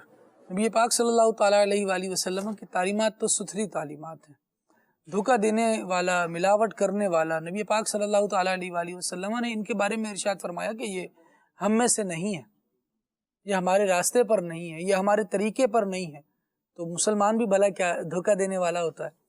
ये काम मुसलमान को ज़े भी नहीं देते, इसके लायक ही नहीं है। देखें, कोई भी घटिया काम है ना, वो आला नबी के प्यारे उम्मती के लायक नहीं है। उम्मती को इस काम से बचना चाहिए। बहरहाल इस बात पर हम ज़रूर गुफ्तगू करना चाहेंगे बिलाल भाई कि बहुत सी बातें ऐसी हैं कि जो ना करने की हैं हम कर रहे हैं, जो हमारी बीमारियों का बाइस बन रही हैं, जिसमें एक तो हज़रत ने जो गुफ्तगू की कि मिलावट वाली चीज़ें हैं, ये बीमारियों का बाइस बनी है। दूसरी चीज़ें हमारी कुछ ज़ातियात के एतबार से भी हैं जो बीमारी का बाइस बनती है। मिसाल के तौर पर बग़ैर धुले हुए हाथों से खाना खाना, जब कहीं से भी आए, कुछ भी कर आए, अब आके खाने पे खाना लगा हुआ है, भूख ज़्यादा है तो फ़ौरन बैठ गए, इससे पहले एहतमाम नहीं कर रहे, या कुछ एहतमाम कर भी रहे हैं तो हाथों में नाखून ऐसे बड़े हो रहे हैं मेल के साथ, अब उसको लेकर खाने पर बैठ गए, तो ये चीज़ें भी तो बीमारियां बढ़ा रही। बेशक ऐसा ही है। और ये जो सारी चीज़ें आपने बयान की, इन सब को अगर हम गौर करें तो अगर कोई सुन्नत रसूल सल्लल्लाहु ताला अलैहि वसल्लम पर अमल करने वाला बन जाए ना, कि अपना जहन बना ले मुझे सुन्नतों पर अमल करना है, तो उसकी बरकत और समरा ये ज़ाहिर होगा कि फिर वो मेल कुचैल से दूर रहेगा, हाथों को धोकर खाना खाएगा, अपने नाखूनों को साफ़ रखेगा, अपने बालों को साफ़ रखेगा, तो ये सब चीज़ों पर वो अमल करेगा। और ये सब चीज़ों पर अमल करने से, और ये बात भी मशहूर है और हकीकत पर मबनी है कि बंदा जब साफ़ सुथरा रहता है तो उसकी सेहत अच्छी रहती है, तंदुरुस्त रहता है। तो आपने जो कहा ना कि बहुत सी चीज़ें हैं जो हमें हमारी सेहत को डैमेज कर रही हैं, सेहत को ख़राब कर रही हैं, तो वो इस तरह की भी बहुत सारी चीज़ें होती हैं कि हम अगर अपने आप की, अपने बदन की, अपने जिस्म की, इन सब चीज़ों की सफाई ना रखें, हमारे बाल बिखरे हुए हों उसमें हम तेल ना लगाएं, और दांत साफ़ ना करें, मुंह साफ़ ना रखें, तो ये सब चीज़ें, और इसी तरह फिर मेले कुचैले हाथों से खाना खाना शुरू कर दें। बहुत से लोग ऐसे होते हैं जो बाहर सफ़र करते हैं और सफ़र करें, भूख लगी, होटल पर बैठ गए और ऐसे ही खाना शुरू कर दिया। तो हर जगह हमें सुन्नतों को मद्देनज़र रखना है, उन पर अमल करना है। इसी तरह सेहत को डैमेज करने वाली चीज़ है, मिसाल के तौर पर नींद पूरी ना करना, रातों को लेट लेट सो रहे हैं और फजूलियात और लग़वियात में मशगूल रहें और फिर लेट सोएं, नींद कम पूरी करें, और सुबह जाना भी है, किसी को स्कूल जाना है, किसी को कॉलेज जाना है, किसी को ऑफिस जाना है, तो नींद पूरी ना करना, इससे भी सेहत ख़राब होती है, तंदुरुस्त नहीं रहती। और इसी तरह पाकीज़गी और सुथराई का ख्याल ना रख रहा, इन सब चीज़ों से भी सेहत डैमेज होती है। एक चीज़ जो बिलाल भाई ने बयान फरमाई, इसमें एक कमी ये भी है, जो हमारे अंदर एक कमी ये भी है कि एक तो ये मिलावट और ये धोखा देना, ये तो मुसलमान का काम ही नहीं है। और दूसरी बात ये कि आप ये देखें कि एक मुसलमान होता है, बंदा जब उसको देखता है ना, उसकी खाली देखते ही अंदाज़ा कर लेता है कि ये मुसलमान है। और जब कोई गंदा सा दिखता है ना, हमें थोड़ा सा शक आता है कि यार अच्छा चलो उसने होगा मुसलमान। यानी सफाई मुसलमान के साथ इतनी यूं हो गई है, अटैच हो गई है कि किसी को अगर बिल्कुल गंदी हालत में देखे तो बोले यार ये भंगी है या मुसलमान कौन है ये। तो ये अब ये होता है कि बंदा सफाई सुथराई के साथ रहता है तो पता चलता है कि हाँ भाई ये मुसलमान देखते हैं उसको। और दूसरी बात जो इन्होंने मिलावट, एक तो मिलावट वाली चीज और ऊपर से हम क्या कर रहे हैं, मंड के खाना उसको, वो जनाब खूब भर रहे। आप देखें हदीस पाक में है कि आप बुरा बर्तन, नबी करीम सल्लल्लाहु अलैहि वसल्लम ने इरशाद फरमाया बर्तनों में बुरा बर्तन जो है वो पेट है, सबसे बुरा बर्तन, सबसे बुरा बर्तन। और जो बीमारियां पैदा होती हैं वो इस बुरे बर्तन को भरने से पैदा होती हैं। एक तो आपने बदकिस्मती से मार्केट में मिलावट वाली, वो तो ज्यादती कर रहा है, वो तो गलत कर रहा है। उल्टा हम क्यों गलत कर रहे हैं, हम क्या कर रहे हैं, हम उस चीज को खूब खा रहे हैं, ऐसा खा रहे हैं, ऐसा खा रहे हैं कि यहाँ तक हो रहे हैं। अगर कोई कभी ये भी कहता है कि चलो और खा ले, नहीं मैं इधर तक हो गया हूँ, भाई इधर तक होना ही नहीं चाहिए था। पहली बात तो ये, आप इधर तक हो गए तो पहले आप 3 हिस्से करने चाहिए भूख के, ये देखे 3 हिस्से करने चाहिए, एक जो है वो खाने के, एक पानी का और एक सांस के लिए। मैदे के 3 हिस्से करने चाहिए, सांस के लिए छोड़ दें। यहाँ सांस के लिए जो है वो थोड़ी सी जगह छोड़ी जाती है, बाकी सारा फुल होता है। वैसे वाकई में बाजों का इतना खा लिया जाता है कि सांस लेना मुश्किल हो रहा होता है। उसके लिए फिर बेल्ट लूज करते दिखाई देते हैं। नहीं, सांस लेने के लिए फिर पैदल चलते हैं, बोला चलो थोड़ा सा स्पेस हो जाए यहाँ, ताकि पैदल चले और तो जो है ना वो खाना थोड़ा सा नीचे हो जाए। और फिर जो है अब ये भी हमारे बच्चे हैं, बच्चों को भी बस ऐसा करते हैं, बच्चा खा नहीं रहा, ले बच्चा तो ये खा, उसको तूने जा बच्चे को डाले जा, बच्चा ये भी नहीं खा रहा। हालांकि जिस बच्चे के बारे में ये कहते हैं ना माँ बाप, मेरा बच्चा खाता नहीं, मेरे मुशाहदे की बात है मेरोज भाई, वो बच्चा बड़ा तगड़ा होता है, वो सेहतमंद होता है। यार किधर से कहते हैं खाता नहीं है, सारा दिन तो मुंह चलाता रहता है, कभी क्या खिला रहे कभी क्या खिला रहे, और ऊपर से ये मार्केट में आने वाले ये पापड़ और ये चीजें, ये भी उल्टा बीमार करती हैं। आप ऐसी चीजें जो सेहत वाली हैं, अच्छी हैं, और कम मिकदार में, एक हद में खिलाएं, खुद भी खाएं, बच्चों को भी हद में खिलाएं, इंशाअल्लाह ताला सेहत भी अच्छी रहेगी। और वो तरीका ना दुआ भी हम जो है वो दूर हो गए, बिस्मिल्लाह भूल जाती है, खाना ज्यादा अच्छा सामने बनाओ, खुशबू आ रही हो, दुआ ही भूल जाती है, लो जी कर लो काम, हाथ धोना, आप हाथ धोने की बात कर रहे हैं, दुआ भूल जाती है। अब ये कि खाना अच्छा बना हुआ हो तो हमें हाथ तो धोने ही चाहिए, लेकिन साथ साथ वो दुआ जो है बिस्मिल्लाहिल्लज़ी ला यदुर्रु वो पढ़नी चाहिए, और हर लुक्मे पे या वाजिदु भी पढ़ना चाहिए। खाने की हवस और हिर्स में इतना मगन हो जाए कि ये या नूरू भूल जाए, इसका कितना बड़ा फायदा है कि हर लुक्मे पे खाएंगे तो जो है वो लुक्मे अंदर जो है वो खाना जाएगा तो उससे नूर पैदा होगा, रूहानियत पैदा होगी। रूहानियत, वो नूर क्या है, वो आपके जिस्म को भी ठीक रखेगा, आपकी रूहानियत को भी ठीक रखेगा, आपकी जबान को भी ठीक रखेगा, आपकी आंखों को भी ठीक रखेगा, ज़हन को भी ठीक रखेगा। ये सारी चीजें कब दुरुस्त होंगी, जब आप उस तरीके पर चलेंगे, सुन्नत के मुताबिक बैठ के खाएं। ये भी तो एक महरूमी है हमारी, हम वैसे तरीके से बैठ जाते हैं कि खाना खूब जाता अब यहाँ तक आ जाता है। अगर हम सुन्नत के मुताबिक बैठ के खाएं तो खाना कम पेट में जाएगा, सीधा घुटना खड़ा करके। मीर सुन्नत दामद बरकातुहुल आलिया ने फैज़ान सुन्नत में इस बात को लिखा, और जब एक मरतबा में दर्स दे रहा था तो दौरान दर्स ये जो फर्स्ट टाइम इबारत पढ़ी तो मतलब बड़ा अपील किया इसने। अमीर सुन्नत ने लिखा, बच्चों को बताएं कि ज्यादा खाना जानवरों का तरीका है। कैसी बात है, एक तो ये है कि भाई बच्चा खा नहीं रहा, और दूसरा भाई हर वक्त खाते ही नहीं रहना, खाने के लिए ही पैदा नहीं हुए, थोड़ा सा इसमें भी तवक्कुफ हो, थोड़ा सा गौर व फिक्र हो, और बच्चों को ये चीजें मैनेज करना सिखाएं। बहुत सारी चीजें आप बच्चों की केयर होनी चाहिए। खालिद भाई, अच्छा ये प्रॉब्लम होती भी है बाज बच्चों में, वाकई में वो खाते नहीं है, यानी खाने से मुराद होती है प्रॉपर जो ग़िज़ा होती है ना। आपकी बात ठीक है, मान लेते, मैं एग्री करता हूँ, लेकिन बाज दफा एक ही बच्चा होता है ना जिसका वो उसको इतना खिला, बाद वो हेल्दी हो गया बच्चा, आप कुछ करें भी, अब तो वही इतना। मैं यही अर्ज कर रहा हूँ कि उमूमी तौर पर बच्चे खा ही रहे होते हैं, लेकिन जो ग़िज़ा खाने की होती है ना प्रॉपर, वो नहीं खा रहे होते जी। तो इस बारे में जो ना चाइल्ड स्पेशलिस्ट जो होते हैं, डॉक्टर्स जो होते हैं, उनका कहना ये है कि बच्चों को ये जो खट्टी मीठी मुख्तलिफ किस्म की चॉकलेट्स और آپ کینڈیز دیتے ہیں، اس کی طرح اسنیکس دیتے ہیں مختلف قسم کے جو ہے نا وہ پاپڑ وغیرہ اس ٹائپ کی چیزیں جو چل رہی ہیں، بہت زیادہ اس سے کیا ہوتا ہے بچوں کی بھوک مر جاتی ہے، اور جو پراپر غذا ہوتی ہے نا، ہیلدی فوڈ جو ہوتا ہے وہ بچے نہیں کھا پا رہے ہوتے. تو آپ ان کی یہ چیزیں بند کر دیں تو بچے جو پراپر اور ہیلدی فوڈ کی طرف آ جائیں گے. دوسری بات یہ عابد بھائی نے ماشاءاللہ اتنا اچھا نقشہ کھینچا ہے، اللہ ہمیں عمل کی توفیق عطا فرمائے. عابد بھائی کسی دن دسترخوان بچھائیں اور ہمیں بھی سکھائیں. سبحان اللہ، سبحان امیر علیہ سنت کے ساتھ رہیں گے، مدنی قافلوں میں سفر کریں گے، انشاءاللہ سیکھتے جائیں گے. سبحان اللہ، سبحان اللہ، سبحان اللہ. اللہ کریم امیر علیہ سنت دامت برکاتہم العالیہ کے دسترخوان فیض سے ہمیں بھی مزید نوالے عطا فرمائے. کیا بات ہے جی پیر صاحب، اللہ کریم ان کو سلامت رکھے. اور جس طرح امیر علیہ سنت دامت برکاتہم العالیہ نے تربیت فرمائی ہے بالخصوص کھانے کے معاملے میں، 2 کتابیں مدنی چینل کے ناظرین ان کو دیکھ لیں. 2 حصے ہیں فیضان سنت کے، 2 باب ہیں، ایک آداب طعام اور ایک پیٹ کا کفل مدینہ. یہ بہت زیادہ آپ کو سکھائیں گے کہ کیا کرنا ہے، کیسے رہنا ہے، کم کھانے کی کیا فضیلت ہے، اور جب کھانا بھی ہے تو کس نیت سے. آپ امیر اہل سنت کو دیکھیں، اللہ تعالیٰ شاد آباد رکھے امیر اہل سنت کو، اور جو جس شخص کو جانتا ہے وہ اسی کی بات کرتا ہے.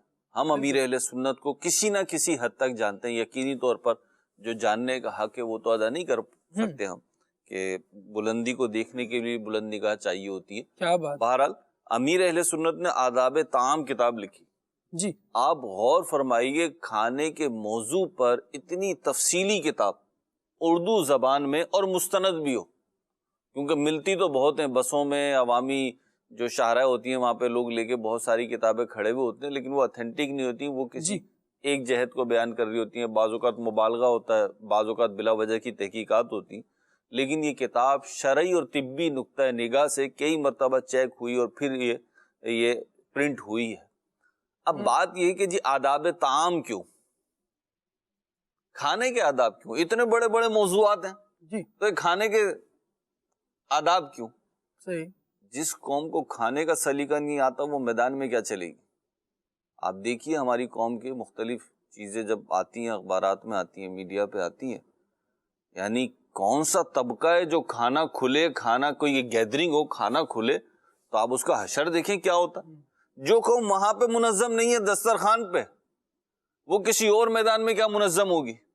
تو اللہ کی رحمت سے کھانے کے میدان میں ذرا منظم ہوئے آپ، اور کھانا وہ چیز ہے جس کے آداب مصطفیٰ کریم صلی اللہ علیہ وسلم نے بیان کی. کھانا وہ چیز ہے، نبی کریم علیہ الصلوۃ والسلام نے صحابہ کو بتایا ہے کہ کہاں سے کھانا ہے، کیسے کھانا ہے، کس ہاتھ سے کھانا ہے، کیا پڑھ کے کھانا ہے، کیا کھانا ہے اور کیا نہیں کھانا. کیا بات. اور قرآن نے بیان کیا ہے. کیا بات. تو اس پہ کتاب لانا ضروری ہے، امیر اہل سنت لے کر آئے.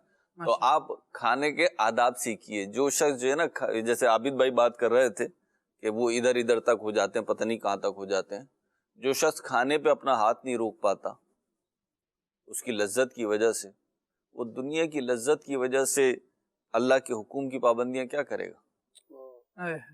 تو کھانے کے آداب سکھاؤ. بزرگان دین تصوف کے نکات میں سے ایک بڑا بنیادی نقطہ ہے یہ. میں جو باتیں کر رہا ہوں اللہ تعالیٰ مجھے اس کا عامل بنائے.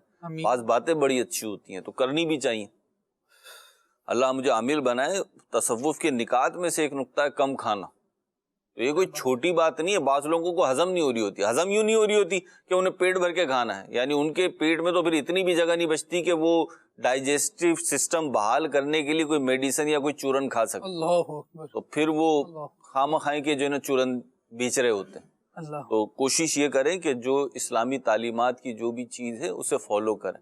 اللہ ہمیں عمل کی توفیق عطا فرمائے. اور اس میں یہاں 2 روایات میں پیش کرنا چاہوں گا. جو موضوع آپ لے رہے تھے اس سے تھوڑی ہٹ کر ہیں، لیکن جو ہمارا آج کا سلسلے کا ٹاپک رہا پاکیزہ لوگوں کے سردار، اس کے عنوان پر، اور پھر بالکل ہم اختتامی گفتگو آپ کے سامنے پیش کر رہے ہیں. نبی پاک صاحب الاولاق صلی اللہ تعالیٰ علیہ وآلہ وسلم نے ارشاد فرمایا تھا. عبداللہ ابن عباس رضی اللہ تعالیٰ عنہ فرماتے ہیں کہ رسول اللہ صلی اللہ علیہ وسلم کا گزر 2 قبروں کے پاس سے ہوا تو آقا رحمت صلی اللہ تعالیٰ علیہ وآلہ وسلم نے ارشاد فرمایا یہ دونوں عذاب دیے جا رہے ہیں اور کسی بڑی چیز کے سبب نہیں. ان میں سے ایک تو پیشاب کرتے وقت احتیاط نہیں کرتا تھا، اس کے چھینٹوں سے نہیں بچتا تھا، اور دوسرا چغل خوری کرتا تھا.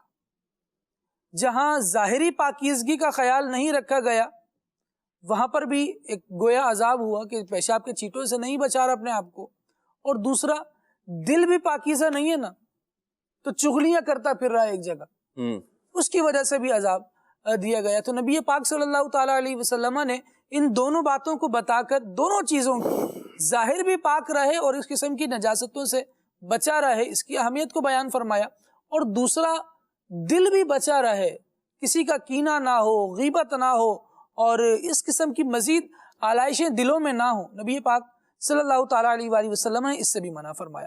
دوسری حدیث مبارکہ میں یہاں بیان کر کے پھر مہروز بھائی کی طرف اختتامی کلمات لیتے ہیں۔ نبی پاک صلی اللہ تعالیٰ علیہ وآلہ وسلم نے ارشاد فرمایا کہ جس شخص کے دل میں رتی بھر بھی غرور، گھمنڈ ہوگا، وہ جنت میں نہیں جائے گا۔ آقا دو عالم صلی اللہ تعالیٰ علیہ وآلہ وسلم یہ ارشاد فرما رہے تھے کہ ایک شخص نے سوال کیا، عرض کی کہ یا رسول اللہ صلی اللہ تعالیٰ علیہ وآلہ وسلم، ہر انسان چاہتا ہے اس کے کپڑے عمدہ ہوں، اور بعض لوگ یہ کہہ بھی رہے ہوتے ہیں آج کے زمانے میں بھی، جس نے زیادہ اچھے کپڑے پہنے بھائی اس کا بڑا گھمنڈ ہے، بڑا غرور ہے۔ تو گویا اس سوال کو نبی پاک صلی اللہ علیہ وسلم کی بارگاہ سے حل کروایا گیا۔ عرض کی گئی کہ یا رسول اللہ صلی اللہ علیہ وآلہ وسلم، ہر انسان چاہتا ہے اس کے کپڑے عمدہ ہوں، اس کا جوتا بھی اچھا ہو، تو یہ غرور اور گھمنڈ ہے؟ نبی پاک صلی اللہ تعالیٰ علیہ وآلہ وسلم نے ارشاد فرمایا، اللہ تعالیٰ خوبصورت ہے اور خوبصورتی کو پسند فرماتا ہے۔ غرور اور گھمنڈ یہ ہے کہ انسان حق بات کو رد کرے اور لوگوں کو حقیر سمجھے۔ اگر صاف ستھرے اچھے عمدہ کپڑے پہنے، عمدہ سواری ہے، اچھا لباس ہے، اچھی پوشاک ہے، اچھے جوتے ہیں، بہت مبارک ہو، اللہ تبارک و تعالیٰ نے یہ نعمتیں عطا فرمائی ہیں، ان سے نوازا ہے، لیکن دل میں کہیں دوسرے کو حقیر جاننا تو نہیں ہے، غرور و تکبر تو نہیں ہے، کیونکہ یہ ہوگا تو جنت میں نہیں جائے گا، اور اگر پاکیزگی ہوگی تو اللہ تبارک و تعالیٰ اس کو پسند فرمائے گا۔ میرے اس میں اجتماعی پاکیزگی اور اس طرح سے کوئی ہمیں نسخہ ارشاد فرمائے اختتامی کلمات کے طور پر۔ انفرادی پاکیزگی اجتماعی پاکیزگی کی طرف لے کر جاتی ہے۔ انڈیویجلی ہر کوئی اپنا کردار ادا کرے، اجتماعی پاکیزگی جو ہمارے سارے آج سلسلے میں ڈسکس ہوتی رہی باتیں، تو اس کا حاصل یہ ہے کہ دو طرح کی پاکیزگی ہے، ایک ہے کہ ہم کردار کے پاکیزہ ہو جائیں، اور دوسرا جو صفائی ستھرائی جس چیز کا نام ہے وہ پاکیزگی ہے۔ ان دونوں میں ہم اپنا اپنا کردار ادا کرنا ہوگا۔ ہمارا بہت بڑا پرابلم یہ ہے کہ ہمیں کچرے کے ڈھیر تو نظر آ رہے ہوتے ہیں، لیکن وہ کچرے کا ڈھیر لگانے والے نظر نہیں آ رہے ہوتے۔ ہمیں شکایتیں تو ہوتی ہیں، لیکن ان شکایتوں کو کریٹ کرنے والے نظر نہیں آ رہے ہوتے۔ ہم بہت ساری جگہوں پہ دیکھیں تو ہمارے کردار کی کمزوری جو ہے نا، معاشرے میں حقیقی غلاظت اور گندگی اور کچرا پھیلانے کا باعث بنتی ہے۔ اگر ہم مضبوط ہو جائیں اور خالد بھائی ہم اپنے بچوں کو، اپنے گھر والوں کو خود اپنی اس حوالے سے ذہن سازی کریں کہ نہیں جی، مجھے نہ معاشرے میں کچرا پھیلانا ہے، نہ مجھے معاشرے میں گندگی پھیلانی ہے، اور نہ ہی مجھے اپنے کردار میں گندگی یا کچرا پھیلانا ہے۔ تو دونوں چیزوں کے لیے ہمیں انٹینشنلی کوشش کرنا پڑے گی، ایفرٹس کرنا پڑے گی، اور اپنے آنے والی نسلوں کو اس کے لیے ہمیں تیار کرنا ہوگا۔ بعض اوقات یوں نا امید ہو رہا ہوتا ہے بندہ کہ میں ہی کیوں کروں، یعنی ایک جگہ پہ سب ہی جو ایک غلط کام کر رہے ہیں تو ایک میں سیدھا چل کے کیا کر لوں گا۔ تو یہ سوچ جو ہے درست نہیں ہے۔ ہر کسی کو کوشش یہ کرنی چاہیے کہ وہ اپنی چال کو درست کر لے، اپنے کردار کو درست کر لے، اپنے آپ کو پاکیزہ کر لے۔ آپ دیکھیں اگر کسی ایسی انوائرمنٹ میں بیٹھے نا جہاں بدبو تو نہیں لیکن خوشبو بھی نہیں ہے، وہاں پہ ایک شخص انٹر ہوتا ہے کوئی اچھا سا پرفیوم، اچھا سا عطر لگا کے، تو وہ ساری انوائرمنٹ کو مہکا دیتا ہے، کچھ نہ کچھ دیر کے لیے انوائرمنٹ تبدیل ہو جاتی ہے۔ تو ہم بھی وہ معطر جھونکا بنے جو مشامیں جام معطر کر دے۔ واہ واہ، جزاک اللہ، اللہ کریم برکت عطا فرمائے۔ مدنی چینل کے ناظرین، رب العالمین کی بارگاہ میں دعا کرتے ہیں آج کا سلسلہ پیش کرنے میں ہم سے کوئی غلطی ہو گئی، کوتاہی ہو گئی، اور رب العالمین اس کو معاف فرمائے، سلسلہ اپنی بارگاہ میں قبول فرمائے، اپنے رحمت سے اخلاص عطا فرمائے۔ سبحانک اللہم و بحمدک، اشہد ان لا الہ الا انت، استغفرک و اتوب الیک۔ صلاۃ و سلام۔ اے دین حق کے رہبر، تم پر سلام ہر دم، میرے شفیع محشر، تم پر سلام ہر دم، للہ ہماری فریاد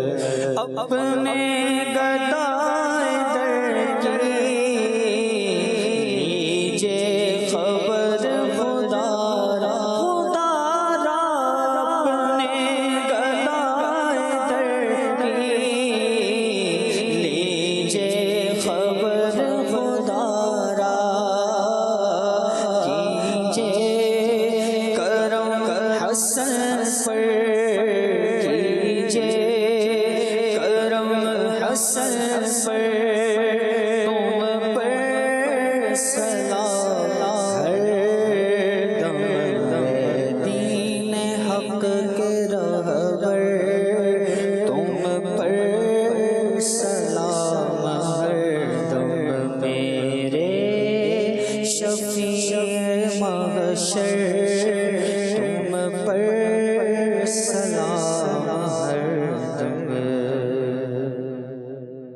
کھلے آنکھ